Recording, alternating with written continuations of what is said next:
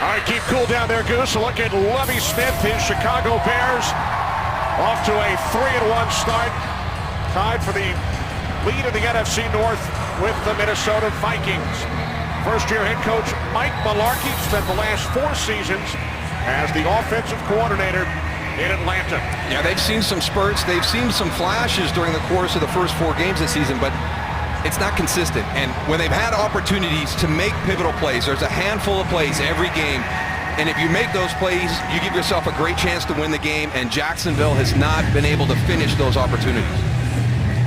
Jaguars have won the toss, have elected to receive. Robbie Gould will get things started. Rashad Jennings is back deep for the Jaguars, who have lost their first 2 home games by a combined score of 54-17. To the Texans and the Bengals, and we are underway in Jacksonville. Jaguars will start from their own 20-yard line, led out onto the field by the second-year quarterback out of Missouri. He's only 22 years of age, Blaine Gabbert. And he's taken a lot of criticism nationally, and I think it's unfair right now. I don't know if even Blaine expected to see the results of last year happen when he comes into camp and he's going to be a backup and there's so much change, and all of a sudden 5 days later he finds out he's the starter. And Kenny, at the top, you mentioned all that change in this organization last season. I just think with his age, you know, how young he is as he matures, and there's some consistency within this organization, I think we'll start to see the real Blaine Gabbert. On first down, it's Maurice Jones-Drew, and now you talked about him in the open. And he is swarmed by the Bears defense with Lance Briggs leading the way. Well, this is the key right here for the game today. This 5-guy group right here has to control the front of the Chicago Bears. And if they don't, it's going to be a long afternoon, because not only can they shut down the run, but they can get after the quarterback. And this young group of skill players, except for Maurice Jones-Drew, but the other guys, they got to step up and make a play when it's there to be made. Jaguars without starting one-out LaRon Robinson due to a concussion, his 3rd this season. It is Maurice Jones-Drew once again out to the 24-yard line, gain of 4, setting up 3rd down and 6. And I was blown away by a quote from Brian Urlacher this week, and that was, "This is the best defense that I've played on throughout my career with the Chicago Bears." And I think that that's a bold statement, but when I talked to him about it, he said, listen, these guys right here, the 4 guys up front, not just them, but the depth that we have in that group to be able to roll bodies through, keep them fresh. And then the secondary, you know, you talk about a group that's played well, you know, off and on. Tim Jennings has been huge this year, and Major Wright and Chris Connie have really solidified the safety spot. Jennings, the NFC Defensive Player of the Month for September. Gabbert to the air for the first time on 3rd down and 6, and there is Tim Jennings to make the stop on Mike Thomas. So Jennings continuing his terrific play here in October. But this is the difficulty when you play against the Bears. You've got a free blitzer to your quarterback, so you're going to throw the ball high. You think he's going to be open, but they've got coverage behind that. They make it so difficult.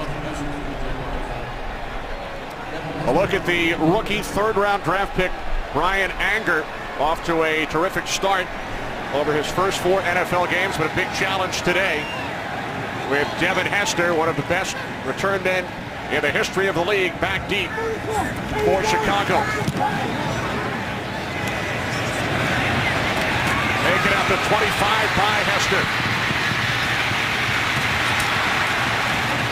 Not much.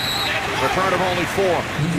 Well, that was an excellent job by the punt coverage team of keeping leverage and not letting Devin Hester get to the outside, get on that sideline.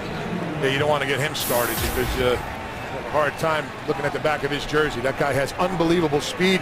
The cuts that he makes is unbelievable. So Hester setting up good field position for Jay Cutler and the Bears offense.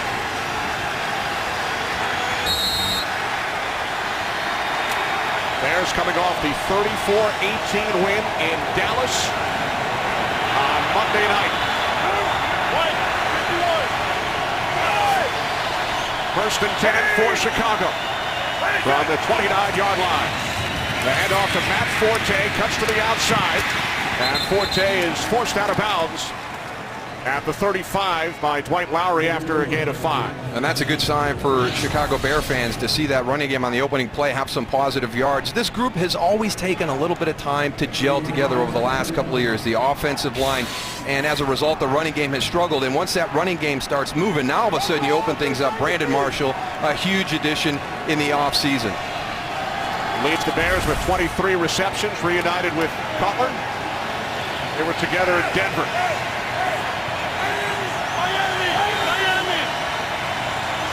Tight end Adam Schefter.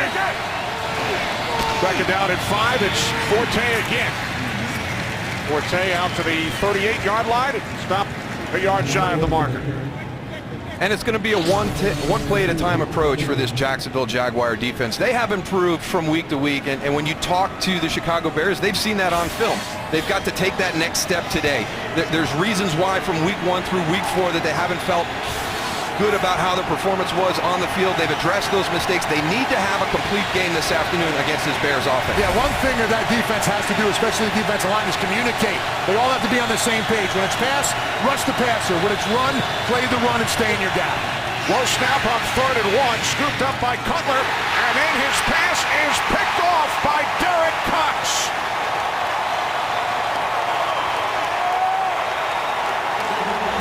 It looks like it all started with that snap, Darryl. Jay Cutler looking down at the ground. The ball rolls back to him. Doesn't have enough time to look up and see the defensive back where he is. Just throws the ball. 9th career interception for Cox, his first this season. Derek Cox plays this play very well. You know, you got Brandon Marshall on the outside.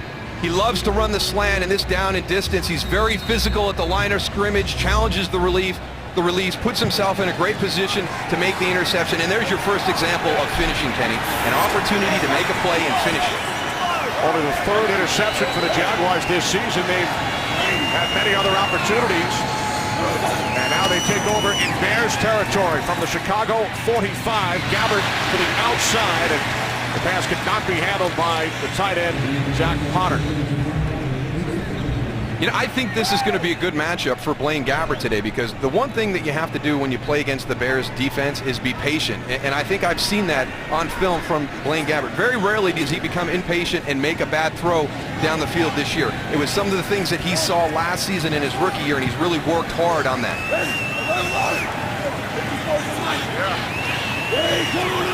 Three in the backfield, including the fullback Greg Jones. The handoff to Maurice Jones-Drew, and it's Major Wright. Strong safety coming up to make the tackle. Gain of just 1. And there's one of the guys that's really solidified the back end of this defense. Chris Conte and Major Wright playing very, very well. There they are, 21 and 47. Either one of them can drop down, be that extra guy down in the box to help stop the run, but they're also very good in coverage as well. Major Wright with 2 interceptions of Tony Romo on Monday night. 3rd down and 9.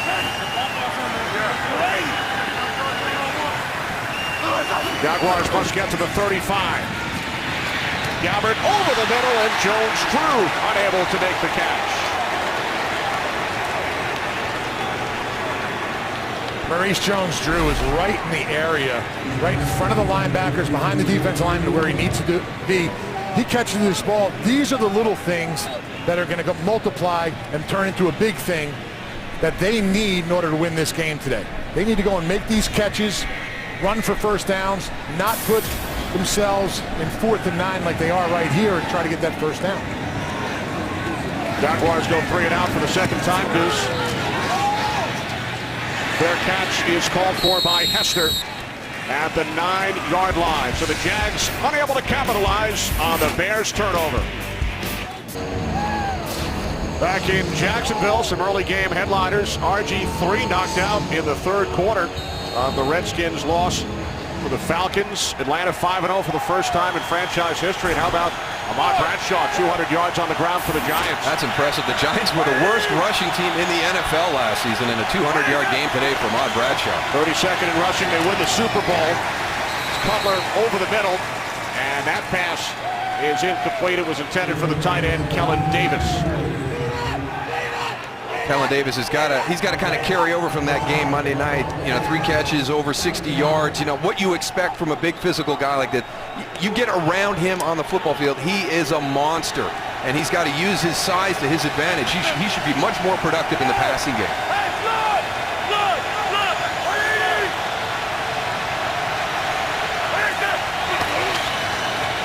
On 2nd and 10, it's Matt Forte. Gain of 5 out to the 14. Rasheed Mathis made the tackle. Mike Tyson, his first year as Bears offensive coordinator. He was assistant here in Jacksonville from 2006 through 2009. And he really feels that this afternoon there's an opportunity to get back to a lot of stuff that they worked on during training camp. Through the first 4 weeks, there have been different circumstances that have prevented that, but he's really hoping to get back to some of the fundamentals and some of the plays they worked on as they got ready for the 2012 season.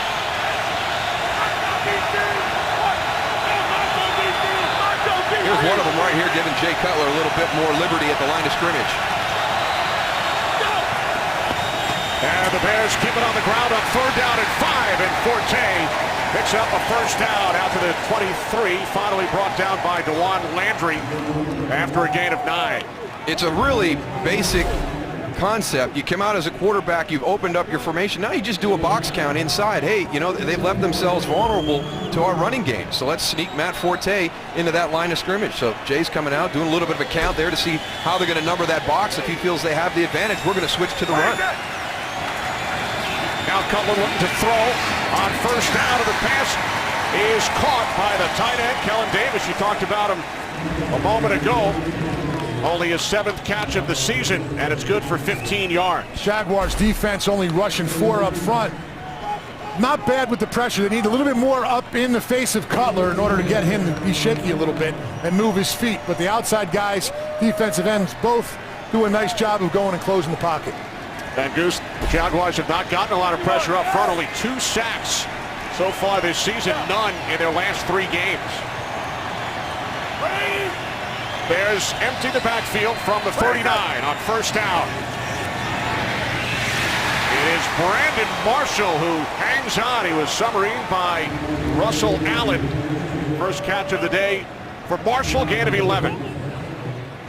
This is where Brandon Marshall is most dangerous. He's a big physical receiver. Look at how he comes off the ball. I mean, there's not a break in stride as he runs that inside slant. And when he catches the ball, that's when he becomes a dangerous runner. It's like he might have taken a helmet right on the hand on that catch. Well, Marshall replaced by Dane Sonsenbacher. From midfield, it's Forte, and Matt Forte has another Bears first down to the Jacksonville 36-yard line. 14 yards for Matt Forte. There's a lot of mismatches in this game for Chicago, and you got to be careful on what you want to do. Don't get away from something that you're very good at, and that's Matt Forte running the football. I know you're going to look at the secondary and like your matchups in the passing game, but get Matt Forte involved in this game early. Get that offensive line coming off the ball. Don't have them backing up all game long. Let them put their hand in the ground and come off. Brandon Marshall has returned. Bears have picked up first downs on their last 3 plays. This is Michael Bush, the former Raider, his first carry today. And Bush is able to gain 9. And it's going to be a tough job for all the teams that play Chicago this year, because that is a rough 1-2 punch in the running game when you talk about Matt Forte, and then here comes Michael Bush into the lineup. And what was an issue in week 1, poor tackling for the Jacksonville Jaguars, is showing itself again here against the Chicago Bears. That Bears offensive line is really doing a nice job of sticking on that defensive lineman and staying with him, giving Forte plenty of room and choices to go and run. Also keep an eye on Garza there at the center. Does a great job of getting to the second level on the pass block. On 2nd and 1, Goose, it's Kellen Davis once again. Bounces off a tackle. And Davis has another Chicago Bears first down. Gain of 9 for Davis, his 2nd reception. And this is one of the things that Jay Cutler does very well. Throws on the run, and here's the play action that you can utilize once that running game gets going. You got the hard press. Mincy goes down a little bit, can't get back to get Jay Cutler, and now you got the big man in the secondary, and that's what I mean by using your size to your advantage. I mean, he is a mountain of a man running free in a secondary. Bears started this drive back at their own 9-yard line.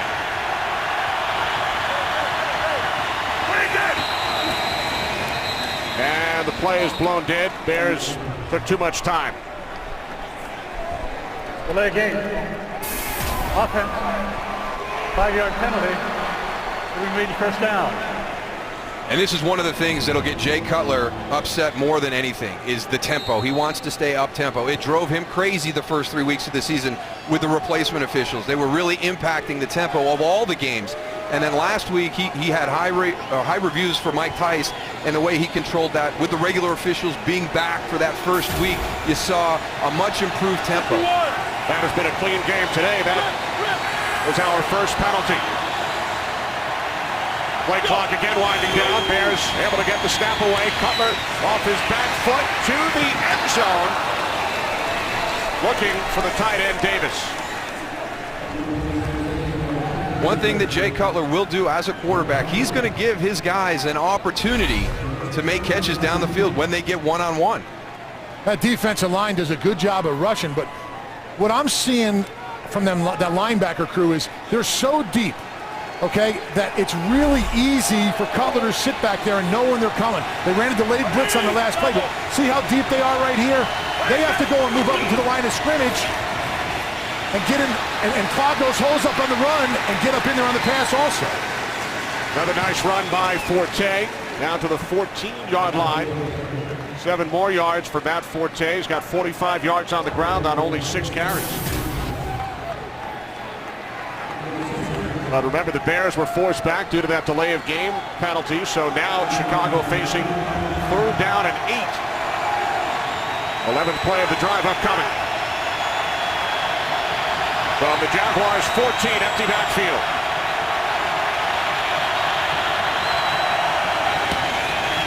Cutler on 3rd down to the end zone, and Alshon Jeffrey did not come down inbounds.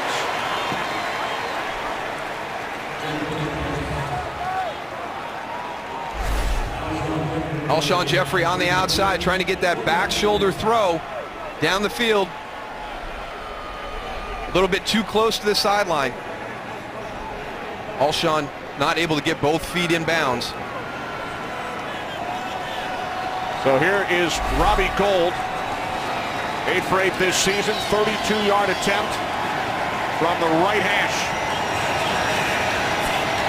Adam Podlesh places it down. And Robbie Gould gives Chicago a 3-0 lead.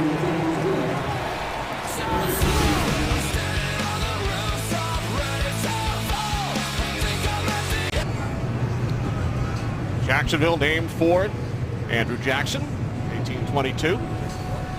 As we welcome you back, Bears out to a 3-0 lead, 88-degree afternoon. The old Jaguars wearing their black jerseys today. Where's it 80 up there in the booth? It's 88. It seems a little hotter down here, Darryl. And Kenny. No, it's not the heat, Goose. It's the humidity. Oh, man. It's 86 up here in the booth, Goose. Here's Jennings on the return out across the 25-yard line. DJ Moore the tackle. Back in a moment. Join the NFL and the American Cancer Society in the fight against breast cancer by supporting the A Crucial Catch campaign. Visit NFL.com/auctions. Bid now on authentic NFL pink gear worn by players and coaches. Pink everywhere we look today. Cleats, wristbands, gloves, caps, towels. Yeah. You know, it's the old saying, Kenny, an ounce of prevention is worth a pound of cure, so make sure you're getting your screenings done. Absolutely. And Maurice Jones-Drew is bottled up in the backfield by Major Wright. Loss of 3 on the play. There he is again, and you can see why Lovie Smith is very excited about the play at his safety position. And it's a lot of fundamental things, too. It's just, you know, it's better angles. It's the little things that have helped Major Wright and Chris Conte form a pretty tough group back there on the back end of the Bears. Yeah, I like the way they tackle, wrap it up, secure in the open field. One thing about that Bears defense that I'm not seeing from the Jaguars defense, everybody running to the ball. Now Gabbert going deep on 2nd and 13, and it's off the hands of Cecil Shorts. Almost. This is one of those plays that you got to make. You know, you're a team trying to find its way through a season. He's got Tim Jennings, runs right by him, It's going to be a tough catch, but I think if he adjusts a little bit more to the ball in flight, he gives himself a better opportunity.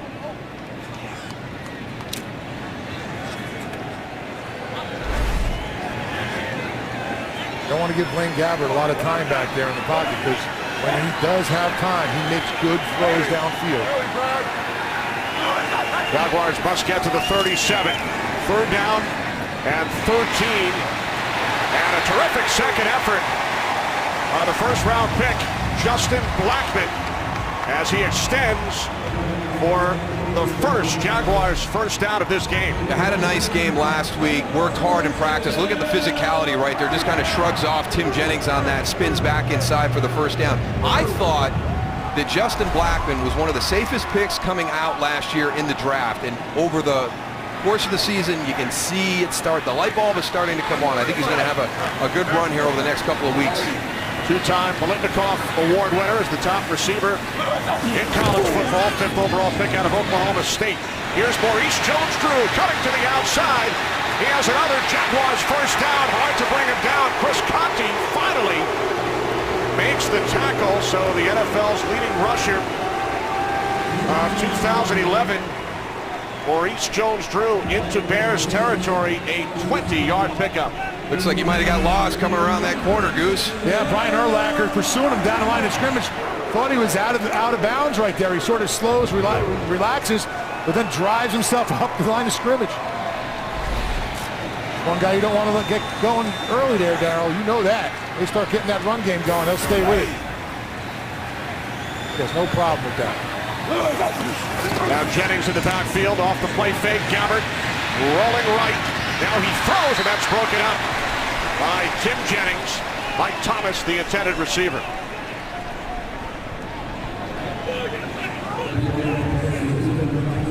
Tim Jennings, your defensive player of the month for the month of September, and not just the interceptions. You know, Lovie Smith talked about all the little things, and we've heard that a lot this season, Tony, as we've talked to coaches, and there seems to be a big focus on attention to detail and the fundamentals this year, and he said it was one of the great things that Tim Jennings did in the offseason was get to the coaches, how can I become a better corner, and did all the things that he was asked to do in the offseason.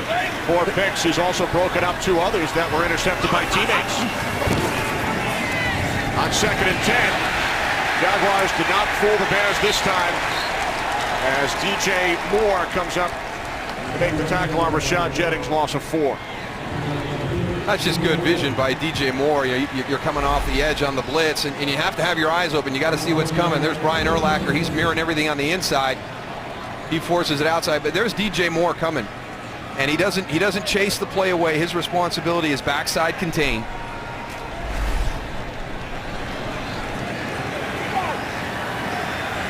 Not winding down to this first quarter. Jaguars have not scored a first quarter touchdown so far this season. Gabbert on 3rd and 14, wide open. It is Blackmon. So for the second time on this drive, the Jaguars convert on a 3rd and long. I think one of the things that Blaine Gabbert is doing a nice job of today is staying in the pocket. They're rushing 4.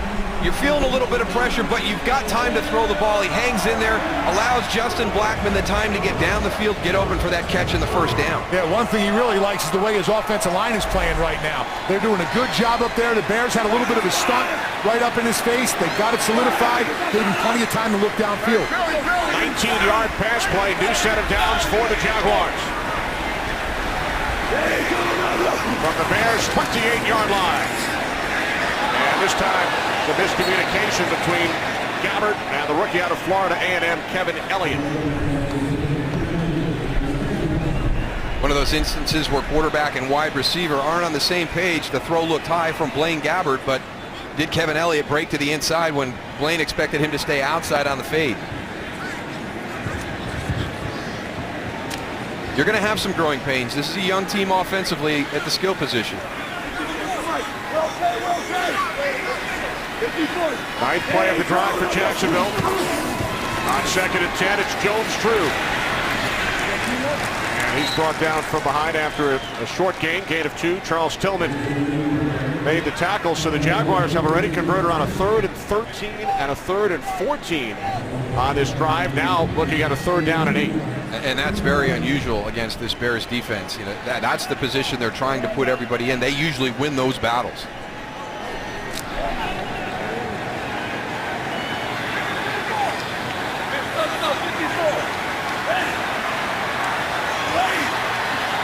Seconds remaining in the quarter. Jaguars must get to the 18. And they do. It is the 6'6" tight end Mercedes Lewis who picks up another Jaguars first down. So they've converted 3 times on 3rd and long on this drive. First quarter comes to an end. 3-0 Chicago. Bears lead 3-0 as we begin the second quarter. 3 big conversions on 3rd down for the Jaguars on this drive. 1st and 10 from the Bears 12-yard line, and the play is blown dead. False start. Offense number 73. 5-yard penalty. It remains. Left guard Evan Britton. You know, that's tough because that's a unique play. It'll be interesting to see if that play was put in specifically for Julius Peppers at the left defensive end. You give him a little bit of a flash, get him up the field. You're going to bring Mercedes Lewis across the field and kick him out, sneak Maurice Jones-Drew up inside. So Evan Britton may have just made a mental mistake right there on a play you've worked on all week, specifically for that front. First Jaguars penalty. Gabbert out of the shotgun on 1st down. Gabbert to the end zone, and it is broken up by Nick Roach. Mercedes Lewis, the intended receiver. Might have been broken up by Mercedes Lewis. Exactly. He sees it's going to be overthrown a little bit. He went up there to try and defend that a little bit. Let's take a look at it. Try to keep Roach away from the pick. That's a good choice by Blaine Gabbert. You know, if he gets one-on-ones, he told us on Friday he was going to take a shot if he liked the matchup. That's a good matchup right there with a big tight end against a linebacker in the red zone one-on-one. Mercedes Lewis gets away with a little bit of a face mask right there on Roach also.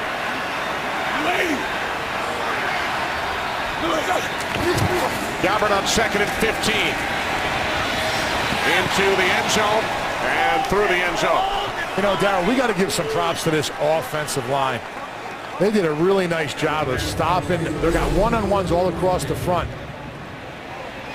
You got Mercedes Lewis right here. Roach on him one more time. You know, on that one, Tony, they actually put both the running backs on Julius Peppers. Watch number 90. There's your fullback and your tailback blocking him. Yep, and that allows you to turn your line all the way across to the other side. Yeah, it looks like Brian Urlacher and Lance Briggs came late when they saw that they were blocking. They got to be up in there closer to the line of scrimmage to get some penetration. So the Jaguars perfect 3 for 3 on 3rd down this drive. Gabbert's pass is caught but well shy of the marker. It's Mike Thomas. Gain of 4. So the Jaguars will send out the field goal unit. Very impressed with Blaine Gabbert on that drive, and I think because of what happened to him last year. The mental clock he has inside his head when he drops back in the pocket is moving a little bit quicker than most guys. And on that drive, he did a heck of a job of hanging in that pocket. When the pressure was all around him, he wasn't moving his feet. He had his eyes downfield looking for his receivers. So Josh Scobie out to attempt a 31-yard field goal from the right hash. Scobie ties the game at 3 and ties Mike Hollis' franchise record for all-time field goals. It is hot on the sidelines, on the field. Goose, even up here in the broadcast booth. Kenny, my thermometer down here in my booth is reading this right here, 100 degrees where I'm standing. It is roasting down here. Got to look at Josh Scobie moments ago, his 175th career successful field goal, tying the franchise record. Triple digits down on the field, Goose. We'll be back. Back in Jacksonville, Kenny Albert, Darryl Johnston, Tony Siragusa. There's Lovie Smith. He was not yet the Bears head coach the last time Chicago played in temperatures of at least 89 degrees. You have to go back 12 years, and the Bears lost that game in Tampa, 41-0, as Brandon Marshall breaks free for a Chicago first down, gain of 11. You know, both of these teams, you know, the heat on the field, on the sidelines, to beat the heat, they have air conditioning seats. You know, I've seen heated seats, but these are air conditioning seats. You can see the wind up at the top, blows on your back and also down on your feet. That's where it's sucking all the heat in from your body, and it blows out cold, ice cold air on you, probably about a difference of 20 degrees. So if you want to get chilled up, you go right on the sideline and sit down. Here's Forte on first down. Goose, what bothered you the most about playing in the heat? It was everything. I think this, you know, you get soaking wet inside. Your pads are slipping. You know, everything's sliding. You're sticking to yourself. I've never really liked that. You know, then you're going in halftime, you try to get an IV or something like that. You see the guys come out at second half a little bit better because you try to go and get that fluids back in your body. There will be a long line for IVs in those situations as the Bears move the chains once again. It's the rookie Jeffrey who gains 10. Yeah, he's going to be a good player here for the Bears. I mean, this wide receiver group for Chicago right now, Brandon Marshall, you look at Alshon Jeffrey and how he started his rookie year, Devin Hester and how explosive he is when he gets the football in his hand. Jay Cutler's got some weapons that he can work with down the field. From the 43 on first down, it's Forte. As we will head to Los Angeles for a game break, here's Patrick O'Neill. Patrick. Thank you, Kenny. What a comeback for the Colts at home against the Packers. Andrew Luck, they were down 21-3 at the half. He hits Reggie Wayne for that touchdown. Last chance for Green Bay. Not even close. Mason Crosby hooks the 51-yarder. An emotional victory for the rookie Andrew Luck and the Colts to beat the Packers. Let's go back to Kenny, Moose, and Goose. All right, thanks, Patrick. Here is Forte for another Bears first down, and we all send our best wishes to Chuck Pagano, Colts head coach, who sent an email, as we heard on the pregame show from Jake Glazer, to all of his players, and Colts come out. Very emotional win over the Packers. Unbelievable in that environment to be able to maintain and control those emotions, especially going down 21-3 to the Green Bay Packers. So great job. Congratulations to the Indianapolis Colts organization. Here's Michael Bush. Bush gains a couple down to the 43. C.J. Mosley made the tackle. Looks like Mike Tice wants to go and stick with that run a little more than usual, Darryl. Well, you know, I think he feels there's an opportunity there. And, you know, this Jaguar front has improved over the first 4 weeks of the season, but let's see. Let's see if you really think you fixed all those issues in your run game. Second down and 8. Cutler looking to throw. Well, there is a flag in the secondary. Pass intended for Jeffrey. Rasheed Mathis on the coverage. Looks like it's against Chicago. Yeah.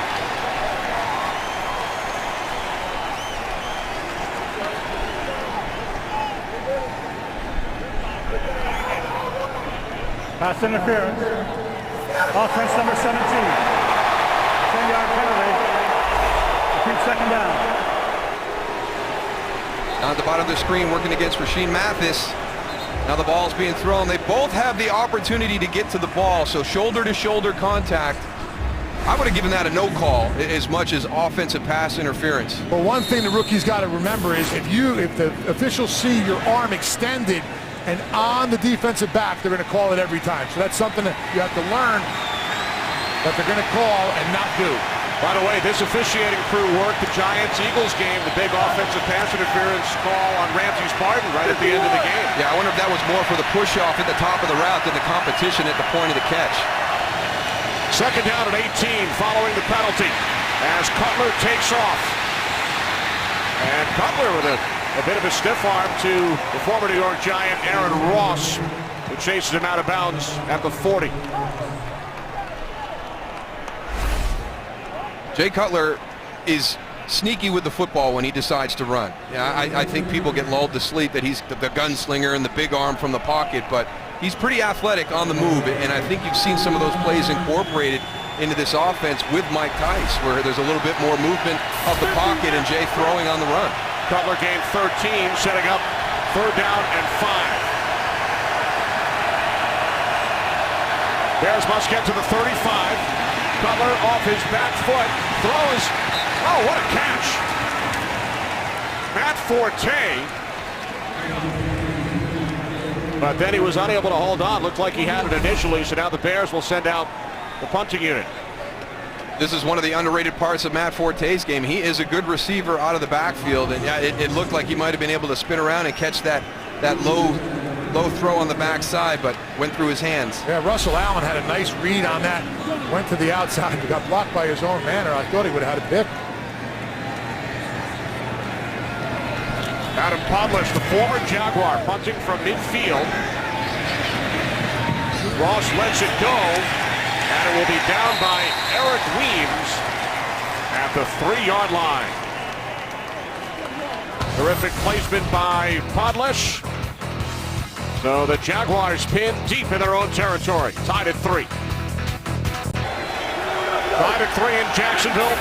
Jaguars pin deep in their own territory. They start from the 3-yard line. Maurice Jones-Drew coming out of the end zone. Gain of just 1. Well, get ready for the biggest sports month of the year as Foxtoberfest continues on Saturday with Fox College Football. Utah battles UCLA. 11th ranked USC takes on Washington. Then it's a Fox NFL Sunday doubleheader. Cowboys and the Ravens, followed by America's Game of the Week. Giants and 49ers plus other regional action. And then Game 1 of the National League Championship Series. The biggest sports month of the year. Foxtoberfest continues next weekend.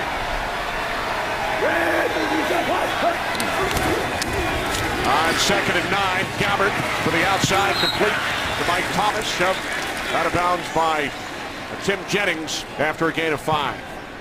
They've got everybody kind of crowded up around that line of scrimmage. The Jacksonville Jaguars running some tight formations, doing some things there.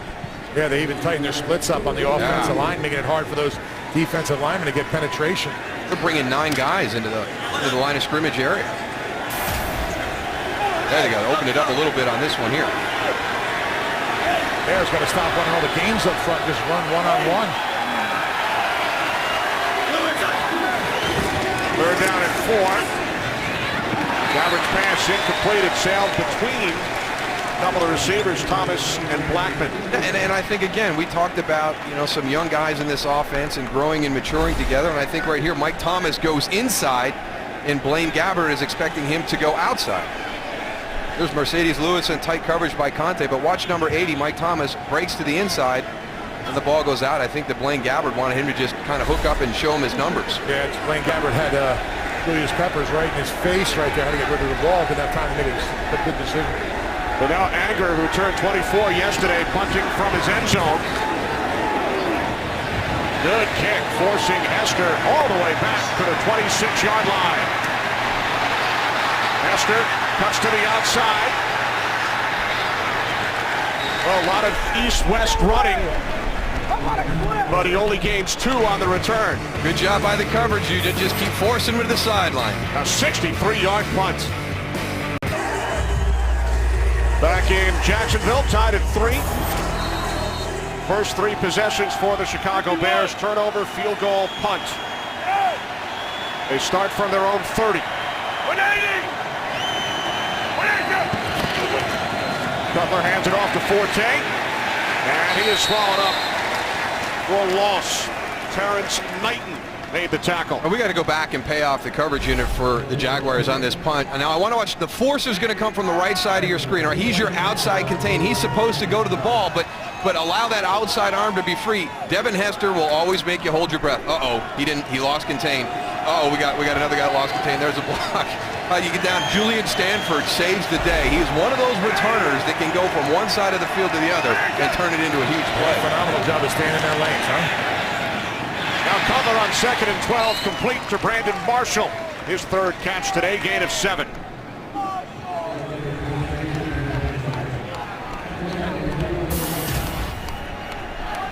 I'm impressed with Jay Cutler. He's a streaky guy. His first pass of the day today is an interception and not a real great decision by him. A good play by Derek Cox. on Brandon Marshall, but he's bounced back. That was a nice drive they put together on that field goal. So he's settled into a good rhythm.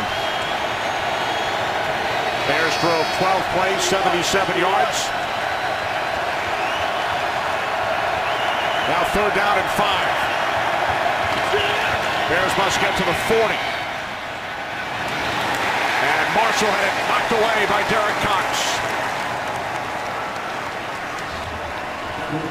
Well, A.J. Green for the Cincinnati Bengals had a big week last week against the Jaguars. And when you've got Brandon Marshall coming to town and Alshon Jeffrey in this receiving group, there was some question of how they were going to play. Right now, Derek Cox has done a heck of a job in one-on-one situations. He's been physical at the line of scrimmage, really challenged Brandon Marshall on the release, and has been in good position.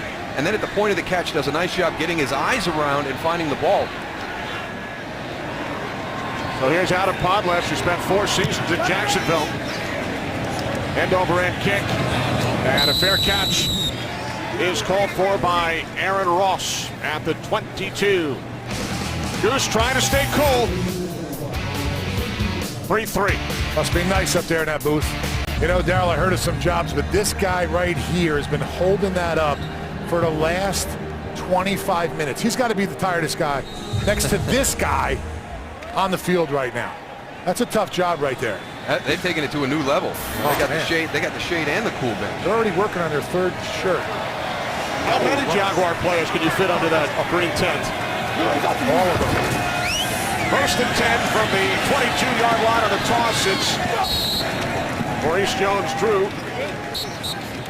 Gains a yard. Chris Conti made the tackle. You know, I'm watching Brian Urlacher, Darryl, and you talked earlier about how he said this is the best defense he's ever had so far, the best players. I thought you were going to talk about, you know, how he was talking. These guys are so good that I'm having a hard time getting to a play. I'm tired of congratulating them. I want to start making plays myself. So he's really working hard out there to go and get, you know, a tackle or a little bit of a rush on the pass rusher out there. He's working hard to try and get something done, I'll tell you. Said he's given out a lot of high fives this season, Goose.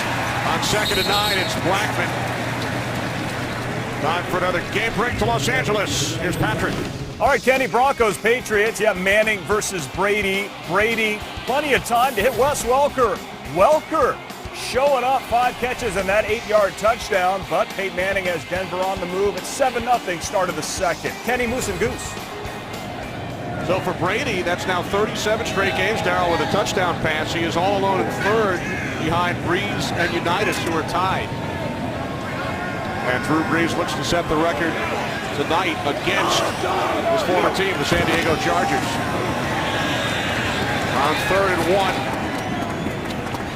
Looks like the Jaguars have enough.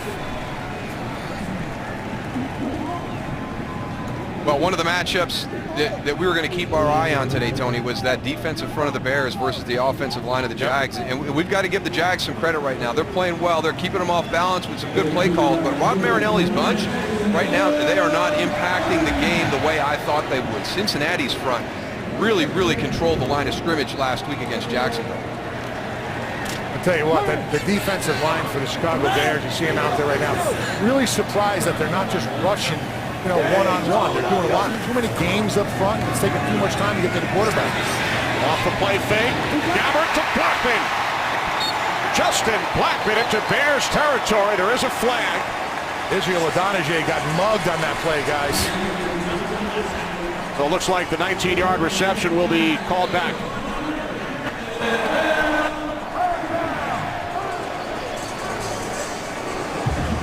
Cameron Bradfield had Julius Peppers, number 78, on the last pass play and got beat, but the ball came out quick enough where there wasn't a sack on that play.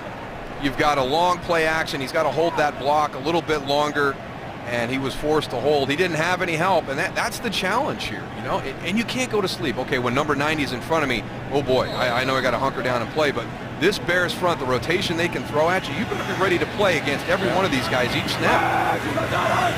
So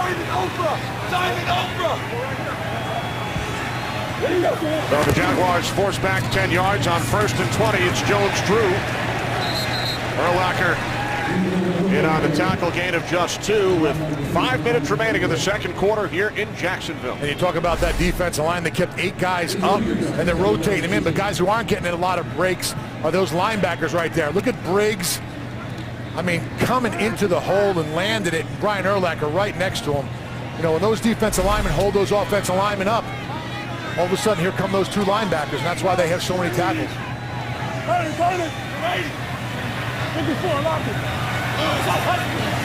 Second down and 18, Gabbard out of the shotgun. And the pass is caught by Elliott. Takes it to the 37-yard line.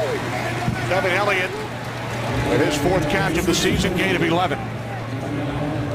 Good job by Kevin Elliott spinning out of this. Down at the bottom of the screen, working on Charles Tillman.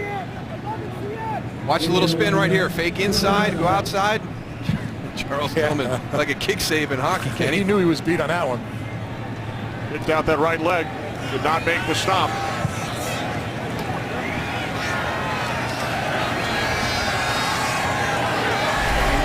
Third down and 7.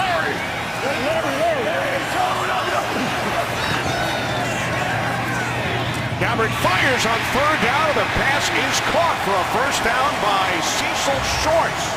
So the Jaguars have done a very nice job converting today on 3rd and long. They really have, and you don't usually see that against the Chicago Bears defense. I mean, this is the position they're trying to put the offense in all the time. And again, I got to compliment Blaine Garrett on how he's playing in the pocket. I mean, he's standing in there with pressure around him and making good throws. For the Jaguars, that's their 4th conversion on 3rd and 7 plus. As Jones-Drew is forced back after a short gain. Maurice Jones-Drew had that one long run of 20 yards, but other than that, the Bears have done a nice job. His other 9 carries have resulted in a combined 10 yards. But that's the commitment to the run, and that allows you to stay competitive here in time of possession, Kenny. So I like it. And, you know, it's frustrating to me when somebody says, yeah, we played great run defense except for that 40-yarder he broke on us. Well, a lot of times that big run comes because of the commitment to the run. Now on 2nd and 9, here is Gabbard going deep, and it is Shorts. Once again, Cecil Shorts makes the catch for a Jaguars first down, a 34-yard pass play. Let's watch the release, see what he does to Tim Jennings. Oh, that is so nice. He beats him right away. Tim was leaning on an outside release, and he takes the easy path and goes inside. That's the area that Tim Jennings is struggling in today. He's getting beat right off of the release. Great concentration on the throw. One-handed, bring it in, secure it. Cecil Shorts, nice job. And now Jones-Drew here in the backfield once again. Cecil Shorts goes out of Division III Mount Union. He paid his own tuition, a 3-time Division III All-American. He's made some big plays for the Jaguars this season, has touchdowns of 39 and 80 yards. And he has put Jags in terrific position as we hit the 2-minute warning. Cecil Shorts, a couple of nice receptions on this drive. Gabbard is 4 for 4 for 62 yards on this Jaguars drive. Second down and 11 with 2 minutes remaining. Gabbard in trouble, hit from behind, lost the football on the sack by Corey Wooten. The Bears, with tremendous pressure from their defense, forced the turnover. Question is, was the arm coming forward when it came out? Well, it's a turnover, so we'll get a chance to confirm this. Ruled a turnover on the field. Most turnovers, automatic reviews. So Corey Wooten with the sack. Julius Peppers, the recovery. I tell you, that's awful close. Awful close.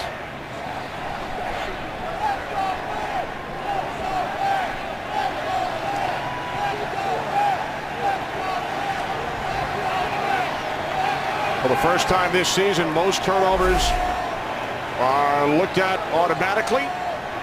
So Ron Winter will take a look, and we welcome in our rules analyst, Mike Pereira from Los Angeles. Mike, what did you see on that play? Well, I see it as so close that you go back to what was called on the field originally, which is a fumble. And I do think before the hand starts forward that the ball comes loose in his hands from the contact. So I think they got to stay with that. All right, thanks, Mike. So the ruling on the field was upheld.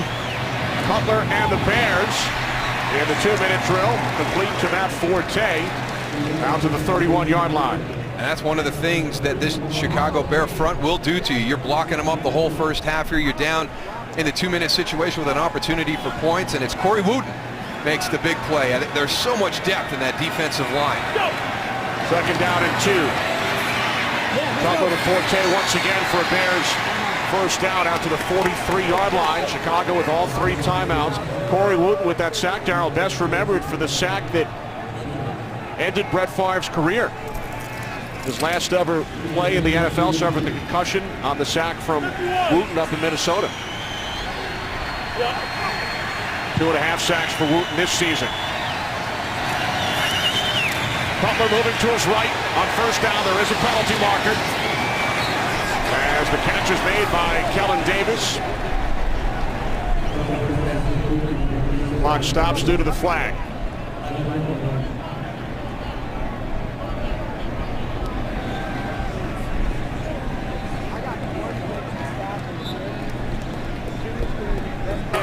We're going with it. Holding. Offense number 72. 10-yard penalty. Repeat first down. Right tackle Gabe Karimi. Big guy right there. Yeah, nice inside move. Once a defender is even or past you, Jeremy Mincy, you got to let him go. 51. Karimi, first-round pick out of Wisconsin last year.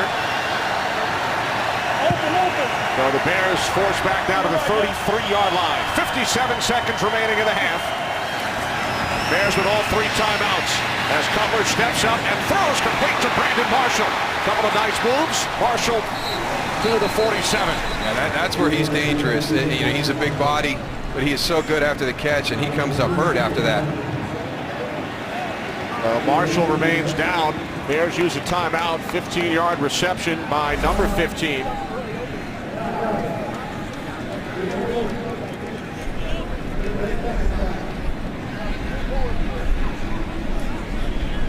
See anything right there, but you can see as soon as he comes up, he's favoring that right leg.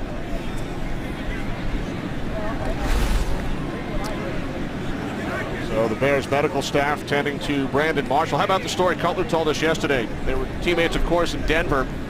So the trade is made in March. Cutler's on a plane. Marshall's texting him throughout the day, but does not get a response because Cutler was flying. Jay lands in Los Angeles, and the most recent text from Brandon Marshall, are you mad about this deal? Had to get back to him right away and tell him he was out of the country. Yeah, I don't think he was mad at all about this one. Looks like when he planted that right foot, it rolled a little bit. He's jogging off the field right now. Marshall with 4 receptions today. Look at the size right there, Kenny. 6'4", 230 as a wide receiver. It's unbelievable how big these guys have gotten on the outside and how athletic they still are. That's a tight end back when I was playing. Incredible size, 3-time Pro Bowler, holds the NFL record, a 21 reception game against the Colts back in 2009. Cutler 3 for 3 on this drive. Second down and 5 from the 47. Cutler steps up and throws, and that pass is behind the intended receiver, Devin Hester. What's coming up on the Visa Halftime Report, Kurt Menefee?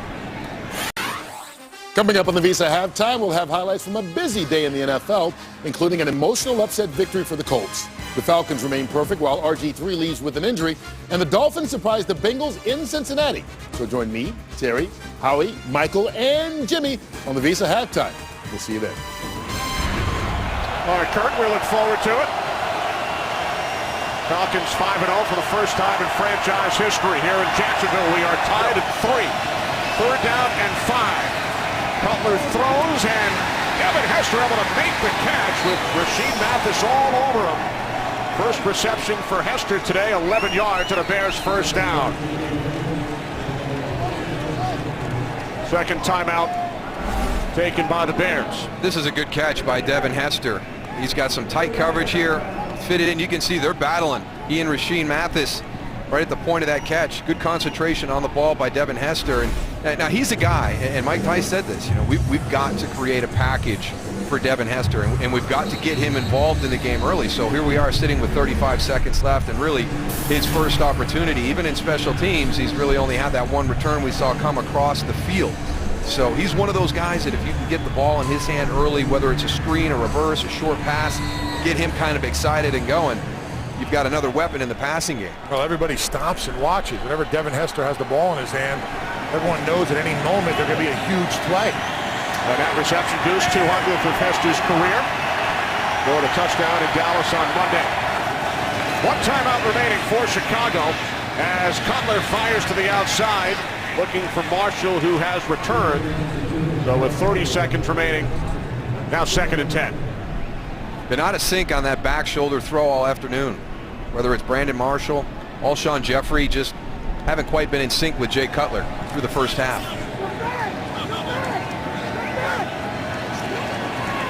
Mike Tice calls the plays. Jeremy Bates, the quarterback coach, sends them in to Cutler. 2nd and 10.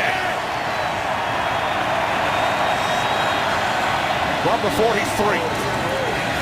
Cutler moves to his right, throws low. It could not be handled by Forte. 3rd down and 10 coming up. But Gabe Karimi moved before the ball was snapped. Surprised he didn't get an offsides on that play. Karimi flagged earlier. So with 26 seconds on the clock, 3rd down and 10, Bears with one timeout in a 3-3 game.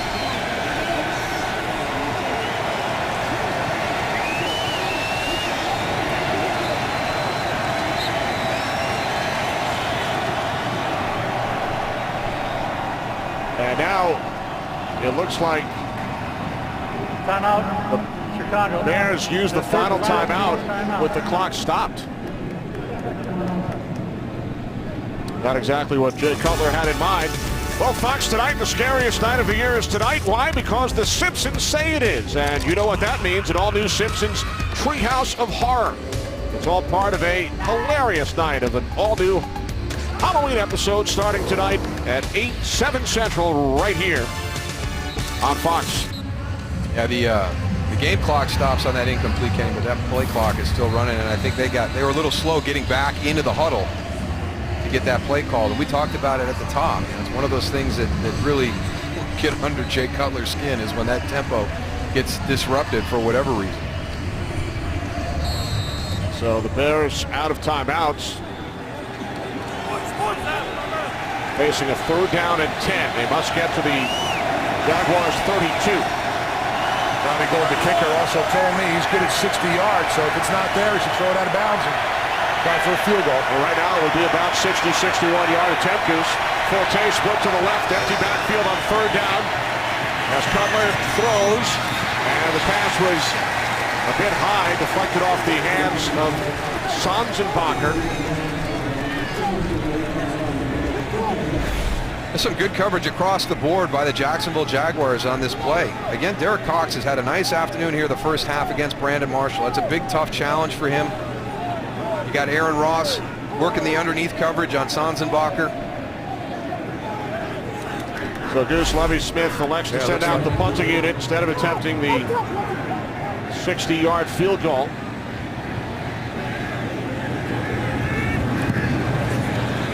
Aaron Ross back deep for the Jags. And it takes a Jacksonville bounce into the end zone with 12 seconds remaining in the half. Cutler and the Bears tied at 3 with the Jaguars. Well, next week, Foxtoberfest continues. Game 1 of the National League Championship Series next Sunday night, 8 Eastern, 5 Pacific on Fox.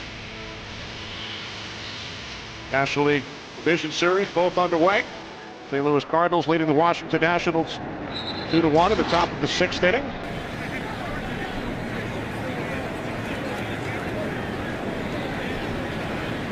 That is DeJuan Landry, Jaguars' strong safety, wobbling off the field.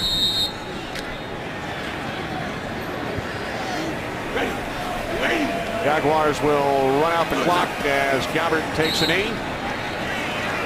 So the Bears and Jaguars head to their respective locker rooms at halftime, tied at 3 here in Jacksonville. Bears coming off the big win in Dallas on Monday night. Stay tuned for the Visa Halftime Report with Kurt, Terry, Howie, Michael, and Jimmy. It's coming up after these messages. Bears and Jaguars tied at 3. Follow your favorite team all season long. Go to iTunes.com/NFL as we get set for the start of the third quarter. Kenny Albert, Darryl Johnston, and Darryl, the Bears with a big opportunity with the Packers having lost today. Bears come in at 3-1, but held to 3 points in the first half. Well, you wonder if this offense really needs to feed off the defense. Chicago, I'm talking about Chicago. Last week, Monday night, it's late in the first half with no score. It's the defense that makes the big play, and all of a sudden, that offense gets on track. And, you wonder the short week and everything that went on, you have to overcome adversity. You don't want it to become an excuse. And I didn't think they played well in the first half, but let's credit Jacksonville a little bit. Some areas that we thought there were some matchup issues. The offensive line played well. The defense didn't get to Jay Cutler, but they made a move, reset a few times. So I'm not going to say that this is totally Chicago not playing well. Jacksonville played much better than they did last week against Cincinnati. Hester on the return. There is a flag as Devin Hester steps out of bounds at the 33.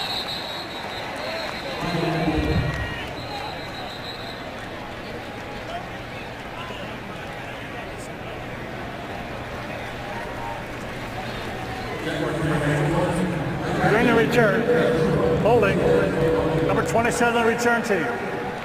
10-yard penalty, first down. Sherrick McManus, the guilty Bear.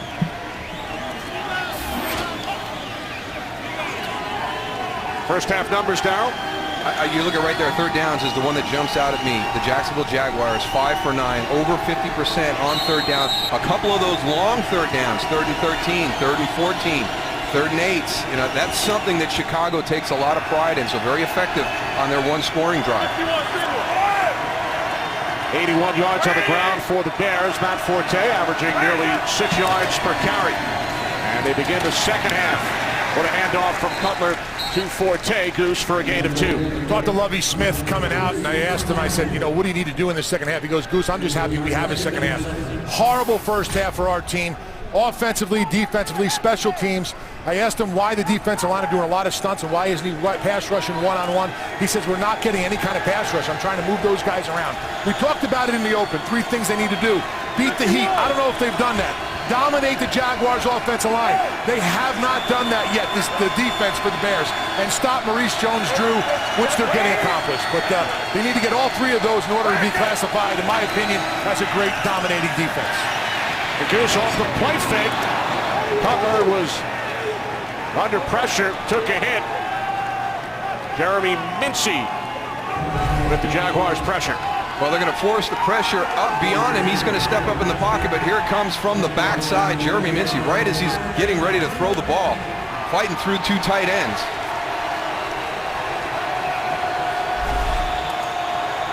Looks like they're getting more comfortable with that secondary and the way that they're covering. They're bringing them extra linebackers now down and bring that 5th guy into the rush, which should be effective. 3rd down and 8. Bears must get to the 21. Here comes pressure again. Cutler throws, and it is Brandon Marshall who goes up and makes the catch for a Chicago first down across the 30, a 17-yard pass play. Now, they only bring 4 defensive linemen on this, but they're getting some push. Cutler feels it, gets rid of the ball, but Brandon Marshall does a great job of coming right over the top, settling down right there, right over the middle, getting the ball, getting down, getting that first down. 5th reception for Brandon Marshall. New set of downs for the Bears. From the 32-yard line, it's Forte. Matt Forte is upended by the Jaguars' leading tackler this season in his 4th season out of San Diego State, Russell Allen.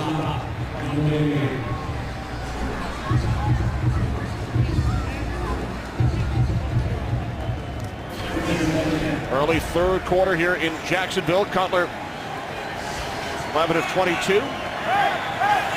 5 yards per carry for Matt Forte and 5 receptions for Brandon Marshall. But the Bears have not been able to reach the end zone.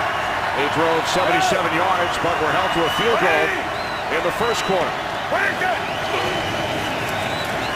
Cutler on 2nd and 10. It's Marshall again. And Marshall looking to circle back and pick up extra yardage is down at the 38 after a 6-yard pickup. I tell you what, he sure earns his pay. I mean, he's running short crossing routes right back into the middle of the field where all the defenders are pursuing. Tell you what, Jay Cutler, watching him on that play from down here on the field, Darryl, giving little hand signals, okay, to Brandon. No, they're on the same page. Knew he was going to him. He gave him a little hand signal on the line of scrimmage. They had eye contact, and they're on the same page right now. So watch him going to him more often. And he throws it high so nobody else can get it. 3rd down and 4. Cutler's pass is caught for a first down by Dane Sonsenbacher, moving up the depth chart with Earl Bennett still out. And for Sonsenbacher, that is his first catch this season. Now, you talk about it all the time, about the tempo of an offense. And that's one thing different that I see in this second half of the Chicago's offense compared to the first half. Yeah, the one time that they were able to establish it was that scoring drive in the first half. They've come out here in the second half and gotten into a nice rhythm again. Bears started this drive on their 11-yard line following a penalty on the return. Cutler in trouble on first down, and he is wrapped up by Austin Lane, who missed the entire preseason, missed the first 3 games. It is his first sack of 2012. Just continue to work. When you're rushing 4 guys, you know, just keep working. Look at the big guys in the middle getting the push, too. They're a big part of it, getting their hands up. It's a collective rush right there. And I think that that's something on that play that we didn't see consistently in the first half, Tony. You talked about it. The edge rushers were coming around the corner well, but Jay Cutler was able to step up and make some throws. He couldn't on that play. And that is the first Jacksonville sack in their last 4 games. Only their 3rd of the season. 2nd down and 15. Cutler over the middle. It's Marshall. Time for another game break. We head to Los Angeles. Here's Kurt. Well, Carolina's Cam Newton only 3 of 16 in the game, but his defense is bailing him out. Here, Captain Munnerlyn picks off. Russell Wilson takes it back 33 yards. Only touchdown in the game so far, but it's enough to have the Panthers in the lead in the 3rd quarter. 10-6. Getting loose and goose. Interesting discussion on the pregame show with the guys there, whether it was time to maybe make a change at quarterback with Russell Wilson, and we'll have to wait and see what Pete Carroll does. He's all about competition. We'll see if he opens that up here in the next couple weeks. Seahawks signed Matt Flynn during the offseason, the former Packer. Cutler on 3rd and 9. It's Marshall again, and as he went down, he lost the football. But he was ruled down by contact, which cannot be challenged, but Marshall stopped about 1.5 yards shy of the marker. Trying to stretch that big 6'4" frame to get beyond that marker for the first down. See, there's the knee. He's down. So the Bears going for it on 4th down as Lovie Smith leaves his offense on the field. In Jaguars territory, 2 tight ends set. 4th down and 1.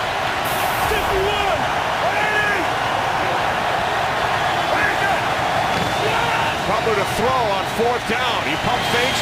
Now he throws, and the catch is made for a first down at the Jaguars 32.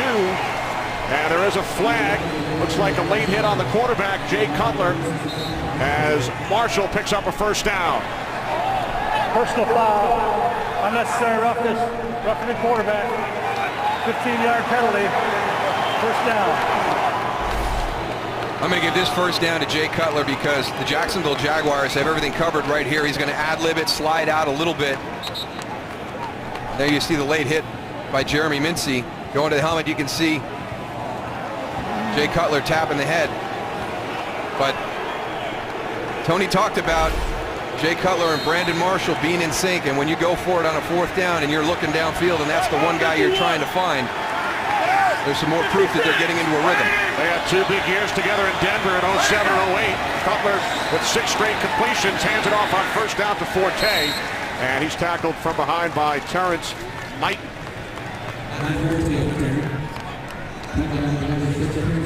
Well, you come in after that first half, and Lovie Smith's not happy with the way that the team played in any of the phases of the game, and this is a nice drive to respond to a challenge by your coaching staff. Landon Marshall, Darrell, with 5 receptions on this drive alone. He had 4 in the first half.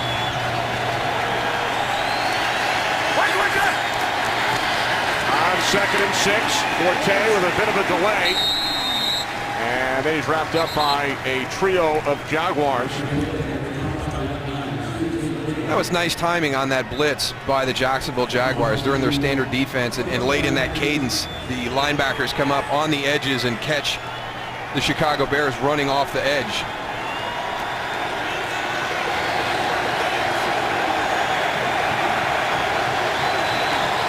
Bears have driven 73 yards, now facing a 3rd down and 8. That's Marshall in the slot to the right.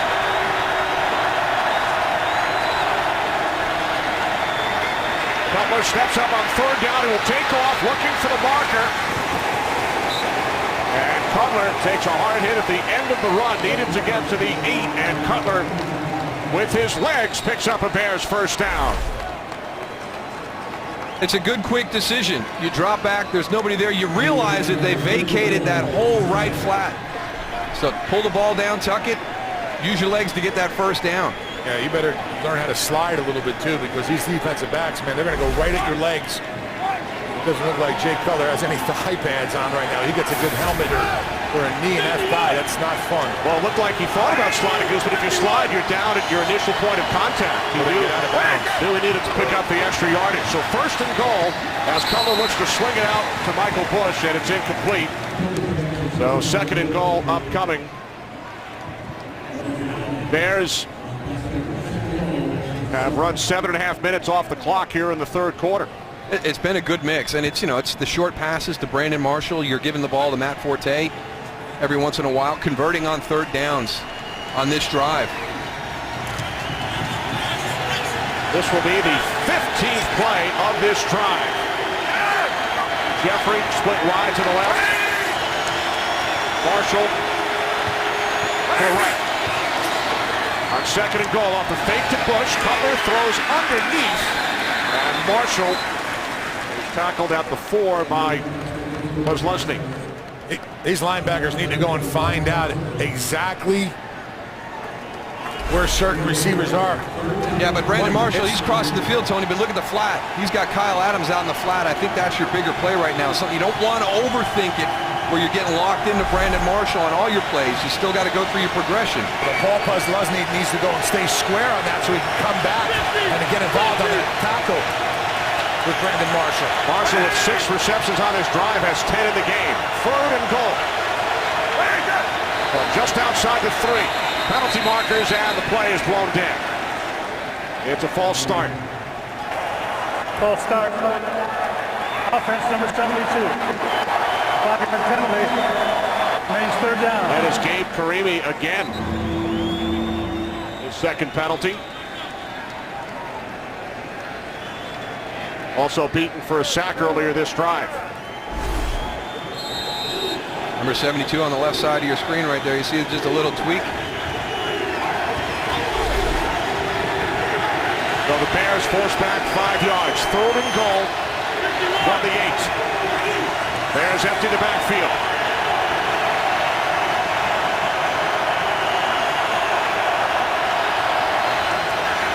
They got him again. More flags.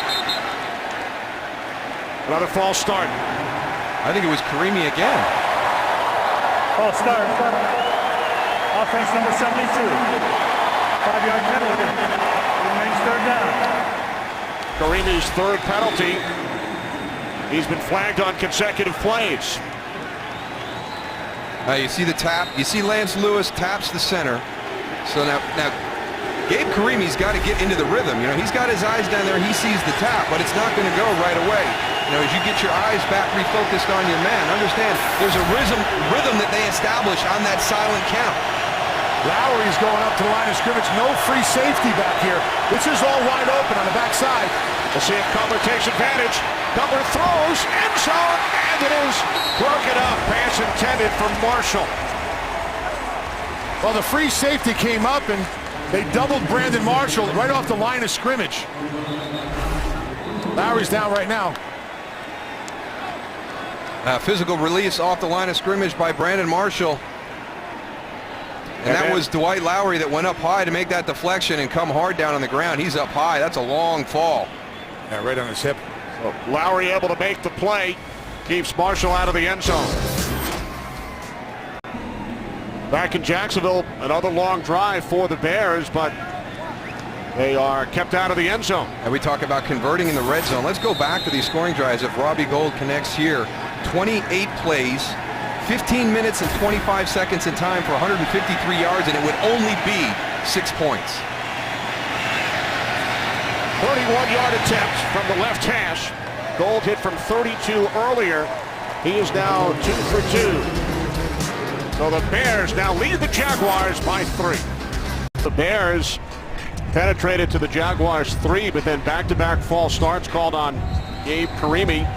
And Chicago has to settle for another field goal. You saw the numbers on that drive. It's an impressive drive, but to only get to 3 points, and there's nothing worse. Negative plays in the red zone. Two false start penalties. Rashad Jennings takes it out for the Jaguars to the 25. So with 5.5 remaining in the third quarter, our first look this half at the Jags offense. Jay Cutler and the Bears lead the Jaguars 6-3. There's backup Jason Campbell, the former Redskin Raider, on the right. Jaguars start from their own 25 after a drive of nearly 9.5 minutes by the Bears to start this third quarter. Maurice Jones-Drew tries to turn the corner. There is a flag. Jones-Drew gains just 1.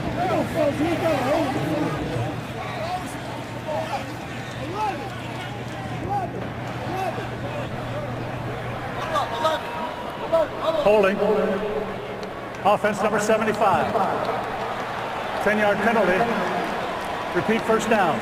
Left tackle Eugene Monroe. Well, you try to stop Julius Peppers any way you possibly can. Little latch on the outside. You got to let him go on that. The officials looking exactly where the ball is. If the defender can go and make a play on the ball, they're going to call that every single time. Then again, you're talking about Julius Peppers. You try to deflect him any way you possibly can. One of the all-time greats. First down and 20. Gabbert with time. Fires and it is picked off by Charles Tillman. Tillman inside the 10, the 5, and he is in for a Bears touchdown. Unbelievable, this Bears defense. And a bad decision by Plain. Standing right behind Blaine Gabbert. I mean, there was no way he should have thrown this ball. Tillman's got his head back, watching him the whole time. The ball is underthrown. I mean, that's just throw and catch right there. And the Bears do what they do best, turn and put points on the board as a defense. Yeah, we've seen them try and jam at the line of scrimmage, and we've seen a couple of the Jaguar receivers get beyond Tim Jennings. That time, Charles Tillman bailed, which means as soon as the ball is snapped, he's getting out. He's running stride for stride. With Justin Blackmon down the field, Blaine Gabbert should have gotten away from that side of the field. Charles Tillman sets a new franchise record. It's his 8th career defensive touchdown. He had been tied with Mike Brown. And get this, last time the Bears scored a defensive touchdown in 3 straight games, 1950. Charles Tillman with the 35-yard interception return. Last time the Bears scored a defensive touchdown in 3 straight games, November of 1950. It is their 4th in the last 3 games. And Lovie Smith told us yesterday that is our #1 priority on defense, to score. You don't hear that from many coaches. Jennings on the return, there is a flag. I don't know what Lovie Smith said to his team at halftime, but he should bottle it, because now all 3 phases have just wreaked havoc here against Jacksonville to start this second half. Well, I tried to put it very nicely. Return. Holding. Number 33, the return team. Half the distance to the goal. First down. Well, a little bit of deja vu there. He did the same thing last week going into halftime and blew open a close game. And here it is this week. 6-3, Chicago had a nice drive, but struggling once they get to the red zone. Hey, defense, come on, let's make a play. I forgot to mention that Lovey had smoke coming out of his nose and ears when he was telling me about what he talked about at halftime. Well, he's pretty happy now. More flags.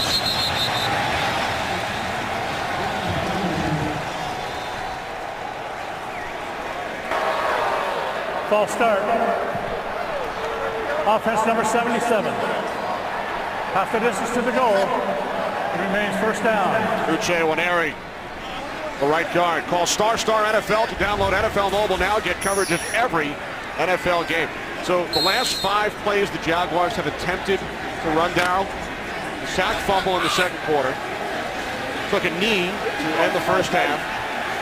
Then in the third quarter, penalty, interception for a touchdown, another penalty. As Gabbard fires downfield, it's intended for Blackman and then nearly intercepted on the deflection by Conti with Jennings on the coverage. Tim Jennings was in perfect position, and we've got the potential for another interception if Justin Blackman doesn't go up and make a nice play on the football. That's good work by both those guys. Tim Jennings in great position for this throw, and then Justin Blackman going up and making a play so it's not interception. Should a couple of Jaguars offensive players break up potential interceptions. Mercedes Lewis earlier. 2nd and 13. Gabbard in the end zone. He throws. And it's Lewis. We're getting back to Lovie Smith's philosophy on defense. Number 1 priority is to score on defense. And we heard Michael Strahan on the pregame show. He said Lovie told him our defense is an offense. Well, look at what they've done the last few weeks. That's a heck of a catch from Mercedes Lewis right there. But this defense is so opportunistic, and when you take the fact that they're taking the ball the way, at the rate they're doing it, they're pressuring the quarterback, the sacks that they're getting. This is a tough group. Last 3 games, the Bears' defense has more touchdowns than the Chicago offense. 4 for the defense, 3 for the offense. Here's Gabbard in trouble, and he is sacked. It is Lance Briggs with his first sack of the season as this Bears defense continues their tremendous play. They don't have to pressure very often to get to the quarterback. This time they bring Lance Briggs. Mercedes Lewis, who's a good blocking tight end. I don't know if he recognized it late. He was out of position. Lance Briggs was able to get to the inside and get that sack.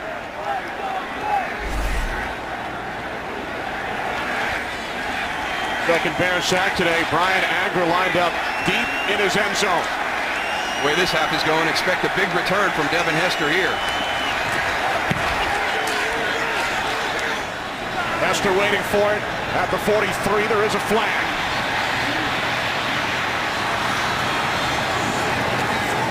Hester tackled at the 44-yard line by Julian Stanford.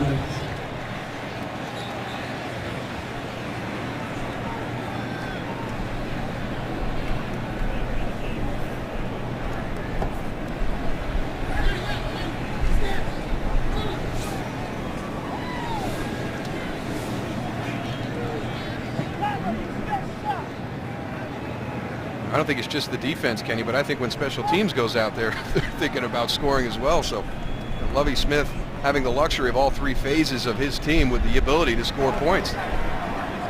During the kick, holding, number 27 of the receiving team. 10-yard penalty, first down. Sherrick McManus has his share of penalties here on special teams this game. So the Bears back on offense with a 10-point lead. So would you refer to Rod Marinelli as the defensive coordinator or the assistant offensive coordinator? Maybe the assistant offensive coordinator.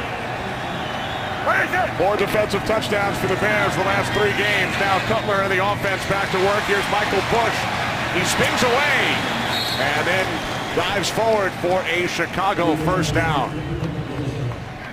I can't tell you how big it is, you know, as an offense to know that you have a defense that if you've come out and you're not playing well, that they can make a play, they can create something happen to generate that excitement, that emotion on the sideline. There's one of the guys over the last couple of weeks, Charles Tillman, doing a heck of a job. 57. Played for the Ravens. Single. So the Ravens comment in the background from Goose. Here's Bush up the middle. What are you saying, Darryl, that over there in Dallas, when you guys won all those Super Bowls, your defense wasn't getting it done? No, we actually had a #1 defense. Everybody talked about the offense, but we had a #1 defense. Goose, I guess No, you're referring to the 5 straight games without an offensive touchdown, and you guys won 3 of them back in 2000. Well, you know what? It's nice as a defense when you go out there and you play together so long and you know each other and you have it dialed in. One thing that's great about this defense is what they do is very simple. They only run 8 defenses. You know, Chicago Bears defense only runs 8 defenses. They run a couple variations, but they go out there and they dominate and they just play ball.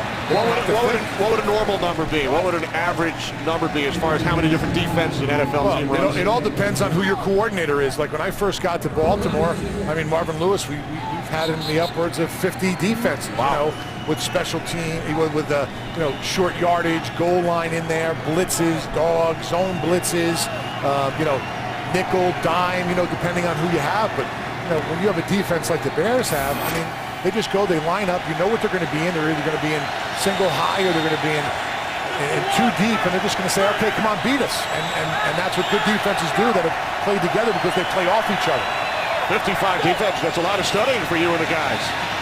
Here's Cutler on 3rd and 6, and Brandon Marshall picks up another Bears first down, his 11th catch today, and he is over 100 yards. And this is a heck of a route, but to be able to throw this route, you've got to have the time. And the Bears offensive line gives them the time to throw it. Brandon Marshall runs a heck of a route. Watch, he's got me sold. He's going to the middle. He had Derek Cox sold. He was going to the middle of the field. A nice quick break to the outside. 11 receptions, 119 yards for Marshall. A minute and a half remaining, 3rd quarter. We were tied at 3 at the half. Bears now lead by 10, and they are on the move.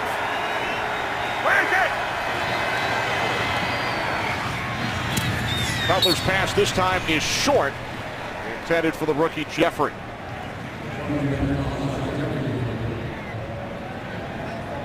Once he starts to understand and once he develops the chemistry with Jay Cutler that we've seen with Brandon Marshall today, this is going to be a tough combination. And they've been looking for 1 wide receiver here for Chicago for a long time. They've found 2. They're going to have 2 good ones by the end of the year on the outside. And Lovie Smith told us yesterday, Earl Bennett expected back in the Bears' next game against Detroit following their bye. On 2nd and 10, Cutler steps up, throws across the field looking for Hester, and a good play by Rasheem Mathis to get the handout in front of Devin Hester. That ball looked like it floated. I don't know if it got tipped or what. We'll see. Jay Cutler drops back. Got some pressure on the outside, steps up. It just came off his arm. Like, very different. Look at the ball. It's just up there. I thought it was going to be deflected. I thought we were going to see on the replay that it got deflected, but it might be the humidity out there. Slipped right out of his hands. 3rd down and 10. 3 receivers set.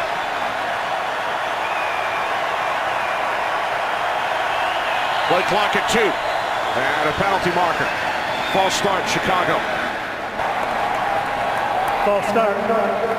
Offense number 87. 5-yard penalty. Remains 3rd down. That's Kellen Davis. Time for a game break. Kurt Menefee. Seahawks with the 2nd-ranked defense in the league, and they look like it on this play. Against Carolina, D'Angelo Williams takes the pick, but Brandon Browner strips him, and the defense recovers.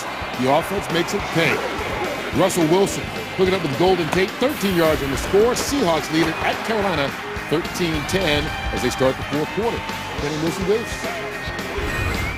So Golden Tate, a conventional touchdown. No simultaneous possession. No, not this time.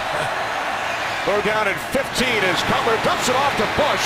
Bush hurdles for a first down. What a great athletic play by Bush. I thought he was going to be stopped short. I think he would have if it wasn't for Roberto Garza getting out on the screen, the center from the Chicago Bears. Does a nice job, good vision. Look at that hurdle, huh? Mm-hmm. Right over the top of Chris Brzezinski. Derek Cox there as well. It's got to be 24. Time winding down in this 3rd quarter. New set of downs for Chicago. Bears lead 13-3. Cutler hands it off to Bush. Bush finds a hole and takes it to the 10-yard line for another Bears first down, a gain of 11. As the clock winds down, and now an injured Jaguar.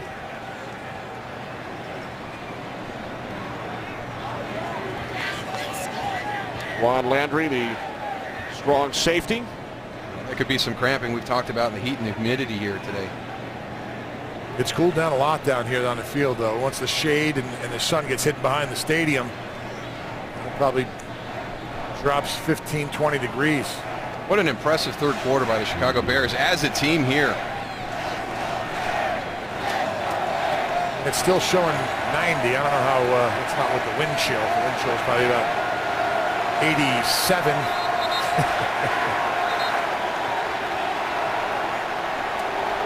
So Landry walks it off.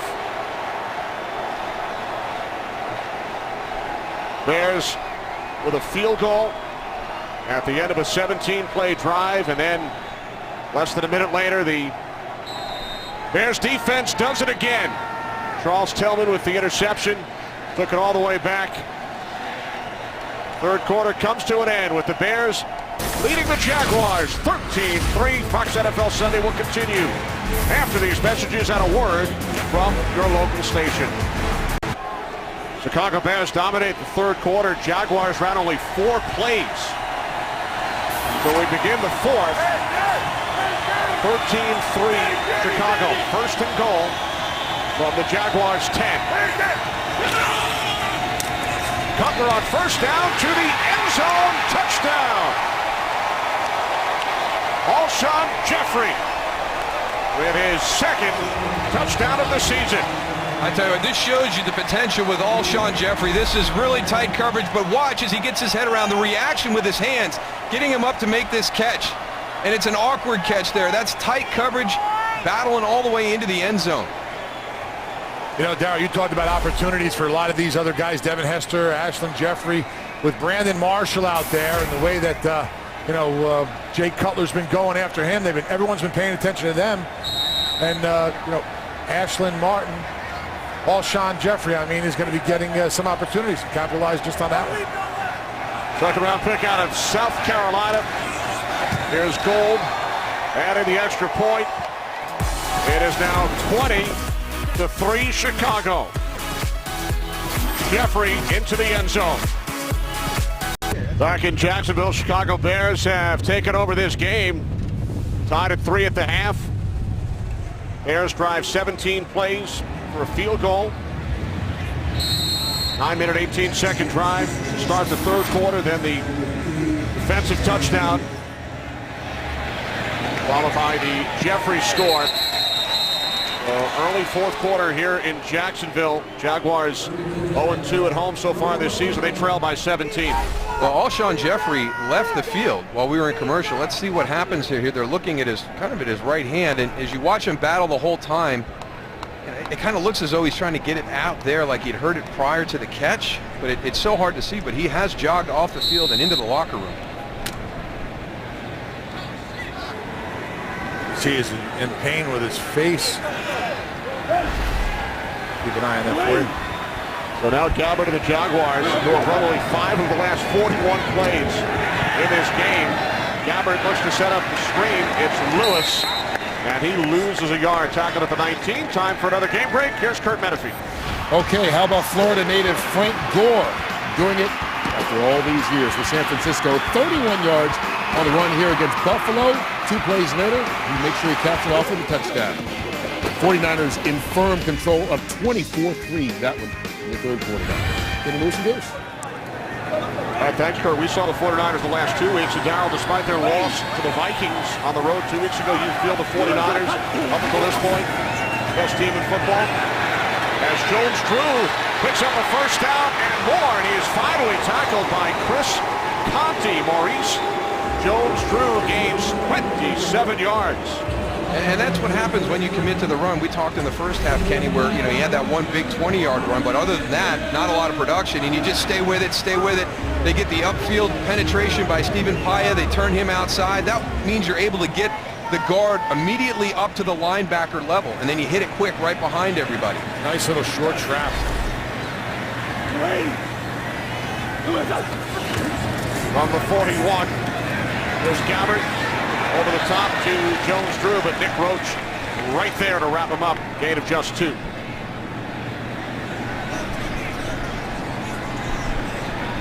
Just for this Jacksonville offense, just to get a few snaps on the field here. You pointed out, Kenny, only 4 plays in that third quarter, and one of them cost them 7 points. Gabbert making his 19th career start. First-round pick a year ago, who was the 3rd quarterback selected after Cam Newton and Jake Locker left Missouri after his junior year. Now the slant, and Blackman unable to make the catch. It's ruled an incomplete pass on the field. And in talking to Mike Mularkey, he worked with Matt Ryan for the last 4 years. As we take one more look, Matt Ryan spent 5 years at Boston College. Blaine Gabbert came out a year early, only 3 years in school, so at his age, at least football-wise, Matt Ryan was still at BC at this point. Absolutely. There'd be another year before Matt Ryan would have come out of school. For Blaine Gabbert, that's what we talk about, his maturity and where he's at this stage. So. There was a lot of Atlanta Falcons film during the offseason. 3rd down and 8. Some miscommunication with Blackman. And you've got a young quarterback, you've got young receivers on the outside. So, again, as they start to, create their identity and what they want to do as an offense, these things will improve. But you're going to have plays like this during the course of, especially when you go against a defense like the Chicago Bears. Another opportunity for Devin Hester. 18 career return touchdowns in only 96 games. An incredible rate.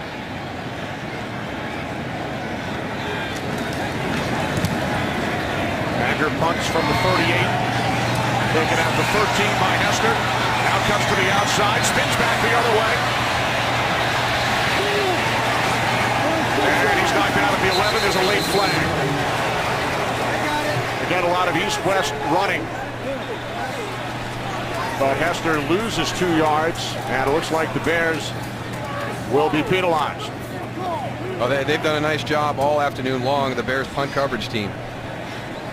Great lane integrity, which means as they come down the field to cover, they're not moving. During the return, personal foul, grabbing the face mask.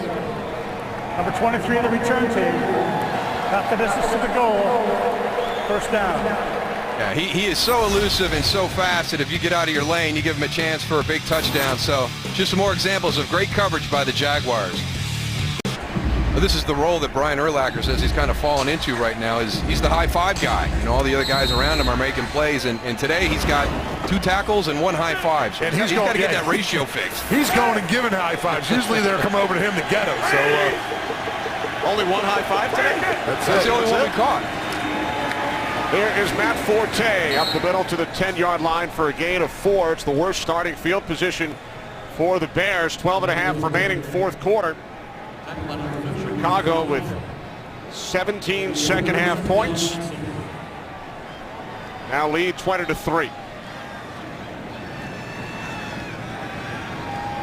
See if this Jacksonville defense can make a stop right here, get the ball back for their offense. It's one of the things that this Chicago Bear team did in the 3rd quarter. Tony talked about how disappointed Lovie Smith was with their performance in the 1st half. They functioned very, very well in all 3 phases through that 3rd quarter.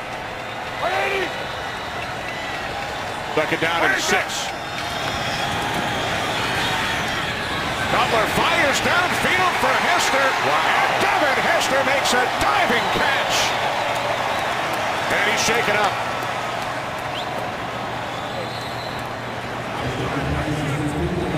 Nate Cutler makes a great read on this. They roll the safeties, go single high. He knows he got Devin Hester one-on-one. Led him perfectly. Devin Hester runs right under it. Great catch. Concentration to bring the ball in. That's a great catch right there. A 40-yard completion. Now you saw the ball may have hit the ground, but it was all in the process of the catch. He never lost control. Well, the Bears have hurried up to the line of scrimmage. I think they wanted to get the ball snapped before a challenge could be thrown, but Devin Hester.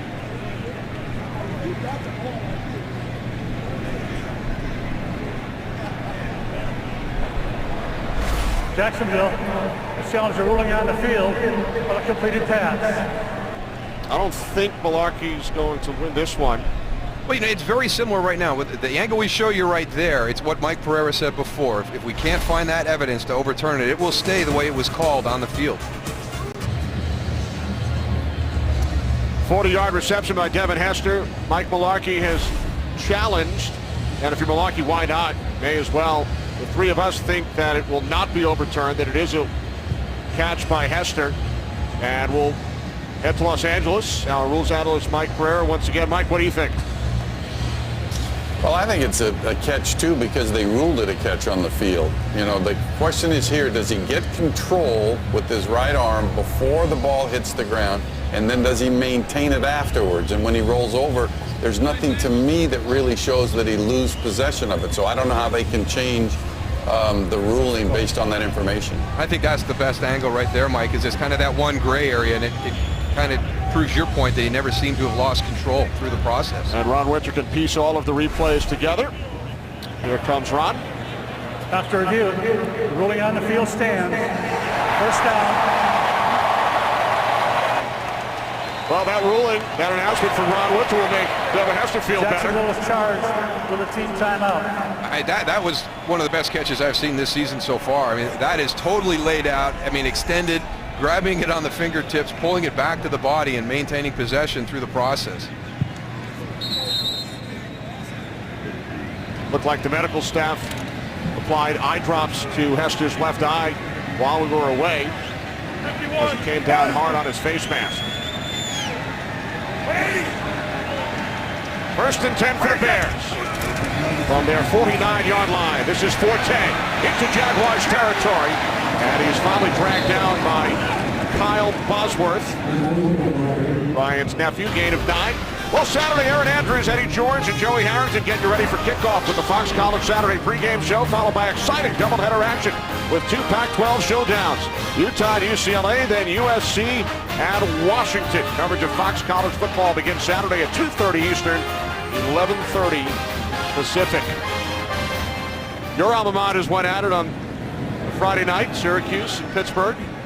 Great, Kenny, great. Big victory for the Orangemen. Yeah. Here's the thing, I would have brought it up if you were up here next to me. Nice job by the Orangemen. 2nd and 1. Forte, another Chicago first down as we head to Los Angeles. Here's Kurt. Well, it's been a rough game so far for Peyton Manning and the Denver Broncos taking on New England.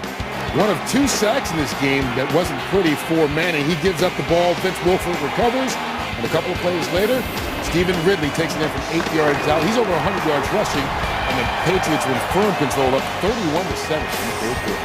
In an Asian boost.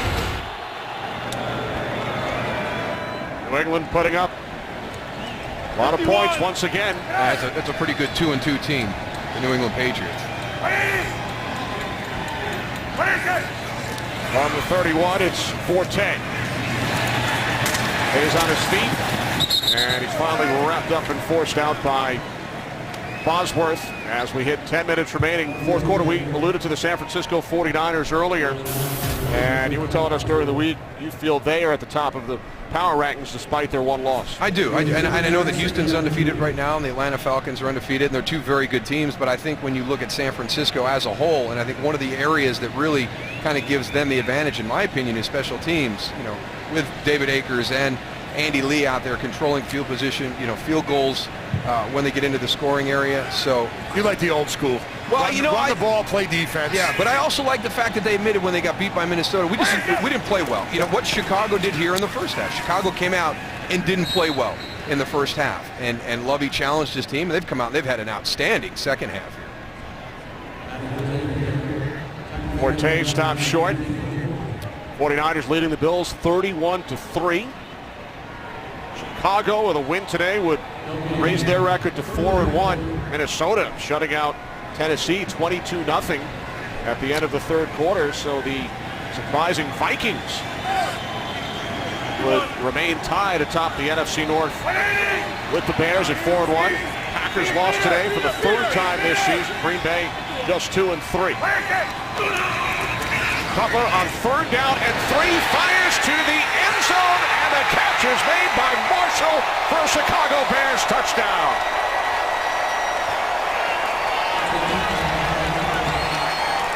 Everything that was going wrong for Chicago in the first half has gone right. And you can say the same thing about Jacksonville. They played a very good first half, but they haven't been able to come out and match it here. I mean, Derek Cox was very good in the first half in coverage. He's trailing the whole way there. Just a little double move right off the bat. Brandon Marshall gets on top, and it's an easy throw for Jay Cutler for the touchdown. Jay Cutler does a great job of identifying exactly what the defense is going to do. They brought both safeties up almost like on a short blitz, and they're man-to-man on the outside. All you have to do is lay it up and get it done, and that's exactly what happened. All Chicago here in the second half. Brandon Marshall, 12 receptions, 144 yards, 12 catches, third most in a game for Marshall.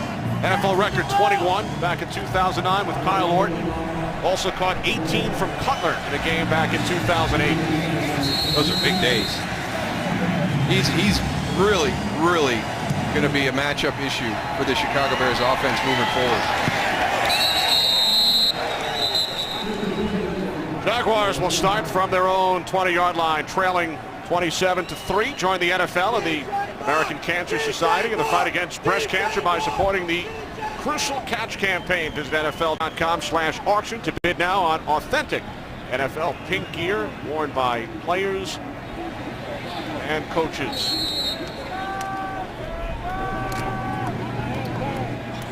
Pink His skin is gear getting throughout the stands. Right. Get some suntan lotion. Jaguars start from the 20.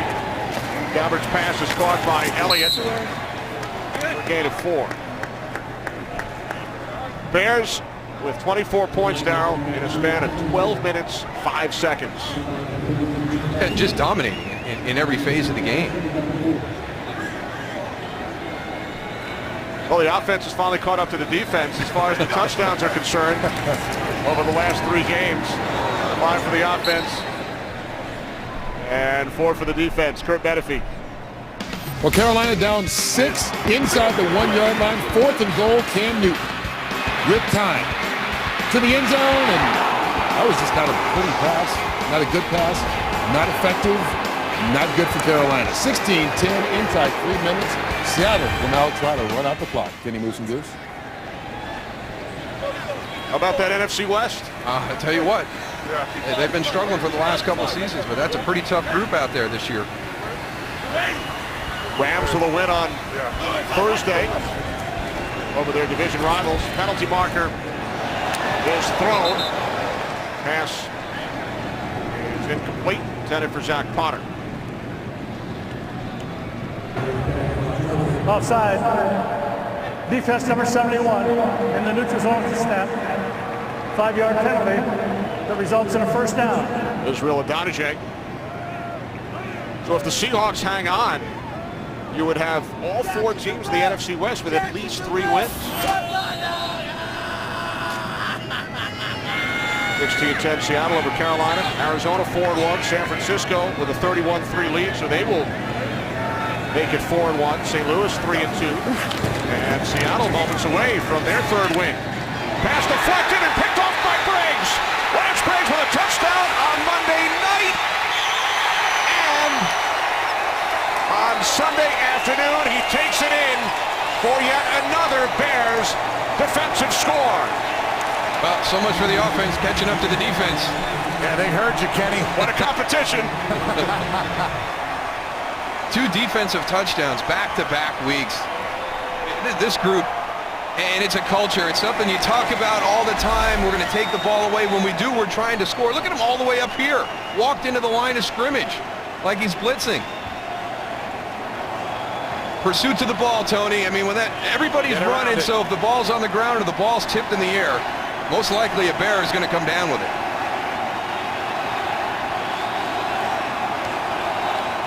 All those short underneath passes, the linebackers were just sitting on them. You know, you're down by more than 3 touchdowns. You got to go and launch that ball downfield and try to go get some points. Those underneath throws are, you might as well just run the ball if you're going to throw those little passes like that. 6th career touchdown for Briggs, his second in 2 games. Goal the extra point.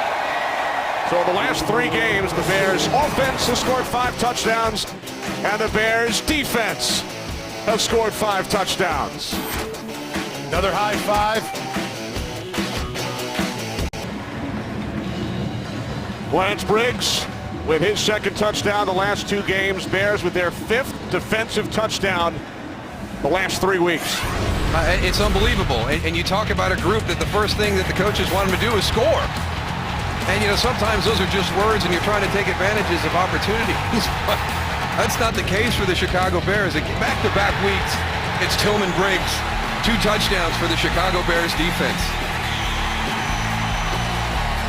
Tillman and Briggs Monday in Dallas. Tillman and Briggs Sunday in Jacksonville. Unfortunately for this defense, Bears have a bye next week. They might get rusty.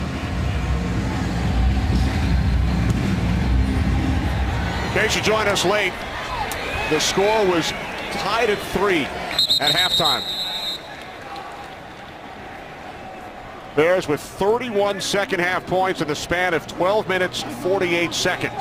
I think Howie made a great point at halftime when he talked about Chicago. If they want to be the team that they're talking about, if they want to compete in the NFC North for the division title, then this is a game they really should have won. And to be sitting 3-3 at halftime, you can understand why Lovie Smith was so frustrated with the performance of his team.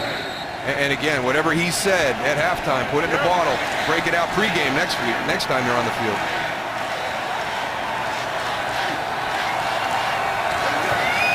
Jaguars again start from their 20-yard line. Gabbert in trouble. Down he goes. Back at the 15. Corey Wooten. Henry Melton. Wooten had a sack earlier.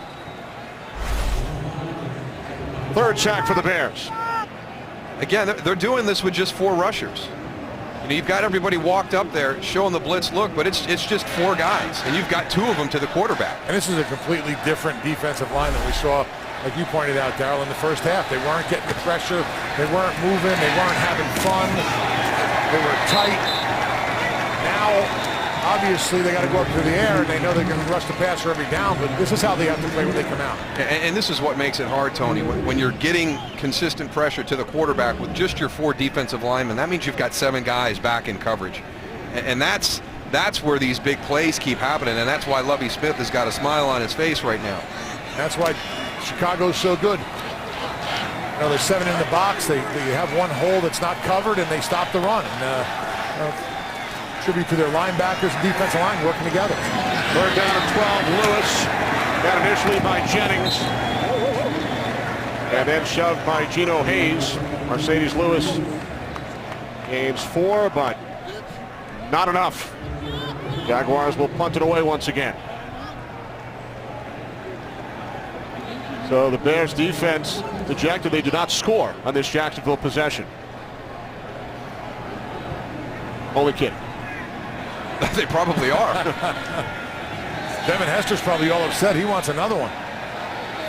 Well, that's the thing, Goose. You have to punt. You dodged a bullet by not turning it over to the defense for a touchdown. You got to turn around and kick it to Hester. Hey, that's what happens. You get competition between these guys. One guy scores, the other guy wants it, and it breeds a competition, and that's how teams get better and better and better, by competing within. 6.5 remaining in this one. Fox tonight, the scariest night of the year, comes early. It's animation dominations, hilarious Halloween. And what would the holiday be without a new Simpsons Treehouse of Horror? It all starts tonight, 7:30, 6:30 Central on Fox. It has been a second half of horrors for the Jacksonville Jaguars. Bears have scored 31 points since halftime, including 2 more defensive touchdowns.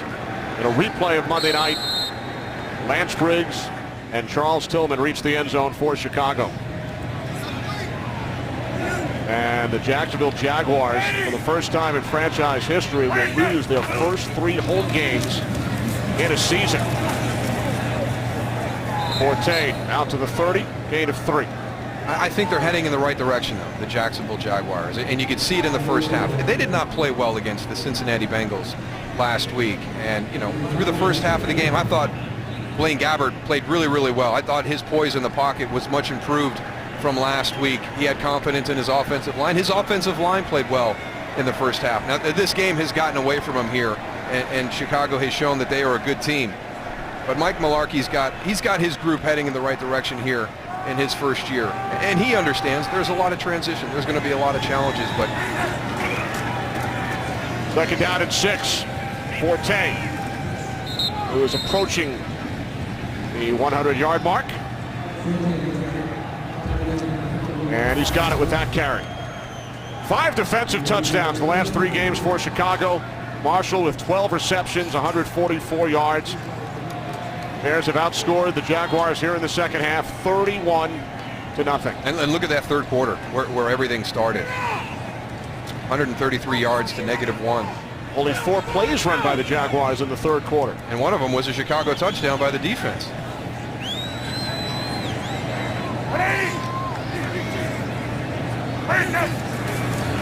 Third down and 3.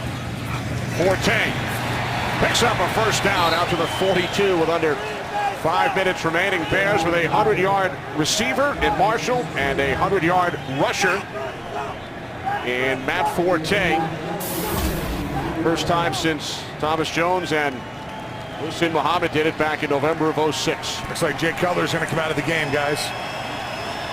And it may not be the last time this season when you've got Brandon Marshall and you've got Matt Forte in your lineup and Jay Cutler is your quarterback. You've got the potential for 100-yard receiving days and 100-yard rushing days. This is an offense that's got a lot of talent. Now they've got to start the games better.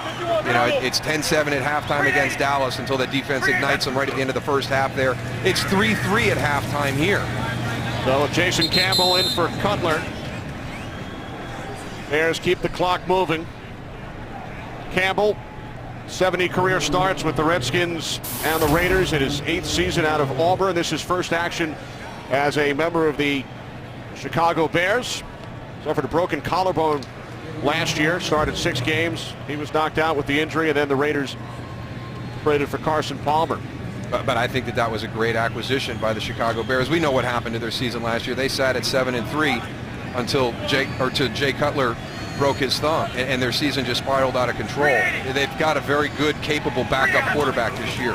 That's a great point you make. That 7-3 start last year, they spiraled down the stretch without Cutler and then without Forte. But when the Bears were 7-3, they were right up there with San Francisco and some of the other top teams. Green Bay in the NFC last year, they finished 8-8.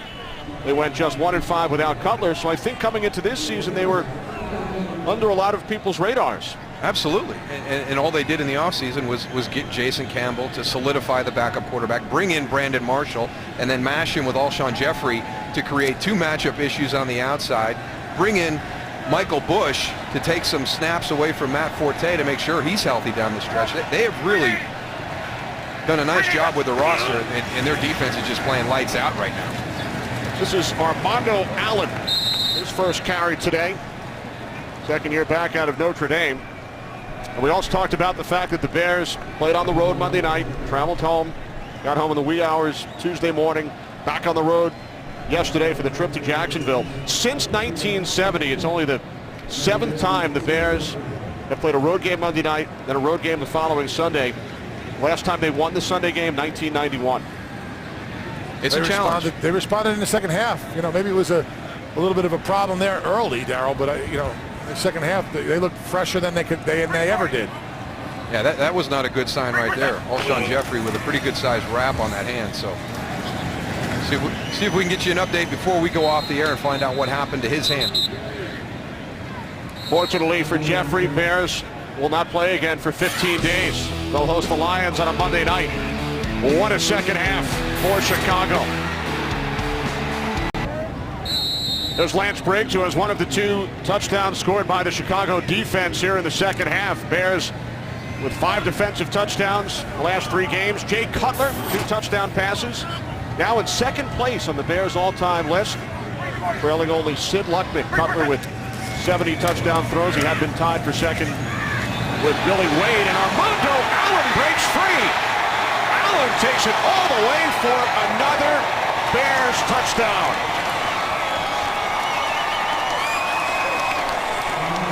I like the thought process by Armando Allen at the end of that run. He was thinking about maybe getting out of bounds or sliding short and having the clock run out, but it's so hard. I mean, your natural instinct is to get into the end zone, and who knows when he's going to get another opportunity. But I'm sitting here at the start of this drive wondering, you know, if Chicago's going to be able to run this clock out, come out and get that running game going, let that offensive line come off the ball, and here they just did a tremendous job up front blocking and get a long touchdown run.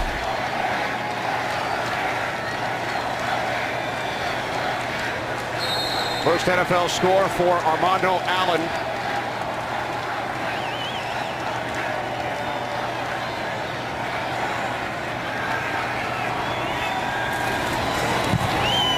Bears have scored 38 second half points.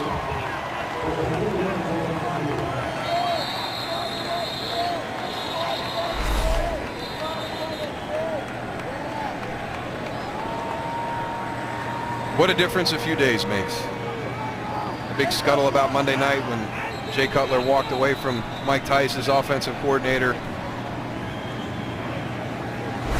All good this afternoon, and I think it will continue to go well for this offense. A lot of weapons out there.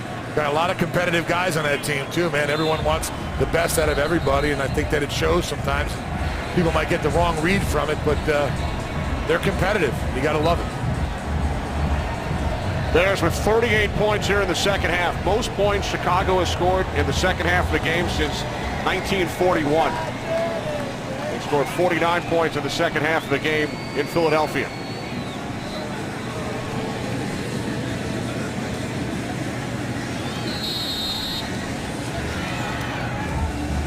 So now the offense has the edge again over the last 3 weeks.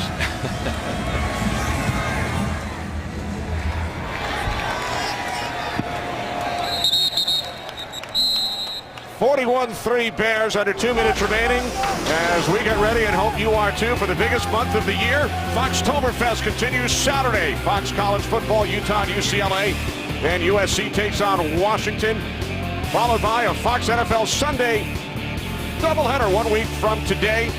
Cowboys and Ravens early, America's Game of the Week, Giants and 49ers late, and then next Sunday night, Game 1 of the National League Championship Series.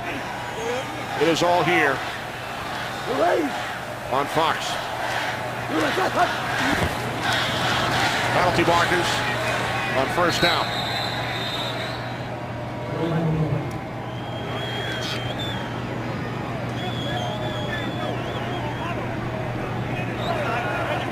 Outside defense, number 75, 5-yard penalty, repeat first down. Matt Tawina, at 45 on the clock. The Bears have scored on all 4 of their offensive possessions here in the second half. A field goal followed by 3 touchdowns. And then you add in the 2 defensive touchdowns. They've scored every time they've touched the ball since halftime.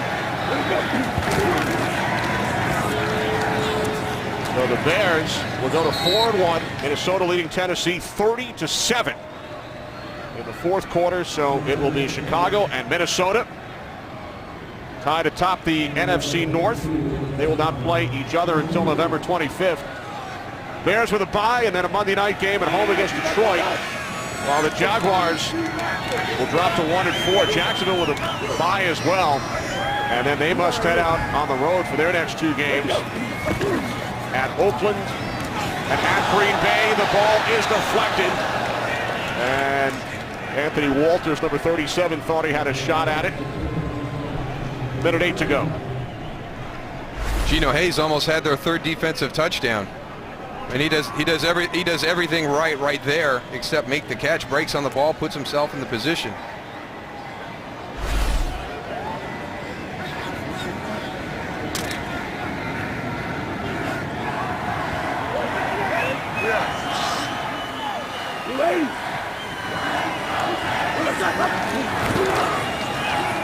Third down and 1 more, flags.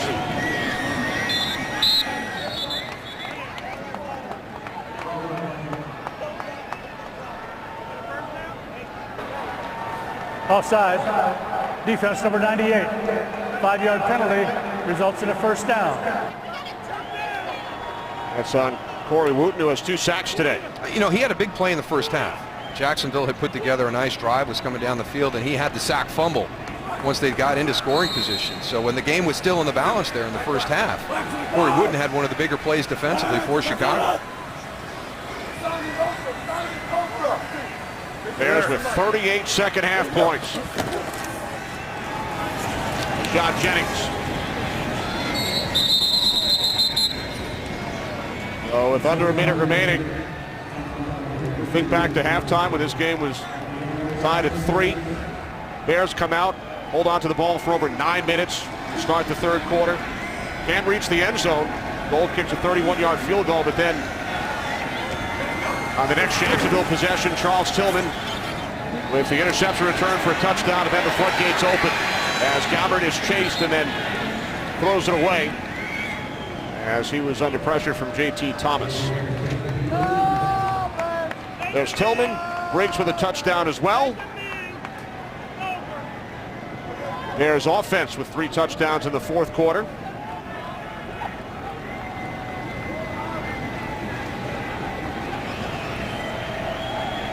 A very happy plane ride back to Chicago for Jay Cutler and the Bears.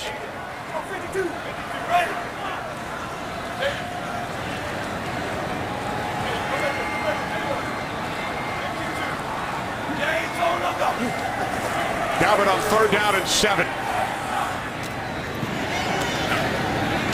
Lewis walked out at the 37-yard line by Gino Hayes. Great job by our entire crew today. Producer Barry Landis, director Brian Lilly, associate directors Eric Vandia and Joe Williams, broadcast associate Paul Marlborough, our technical producer Sid Drexler, technical director Chris Castro, pregame produced by Bill Richards, directed by Bob Levy. Bears score 38 second half points, defeat the Jaguars 41-3. We will return to Jacksonville after these messages.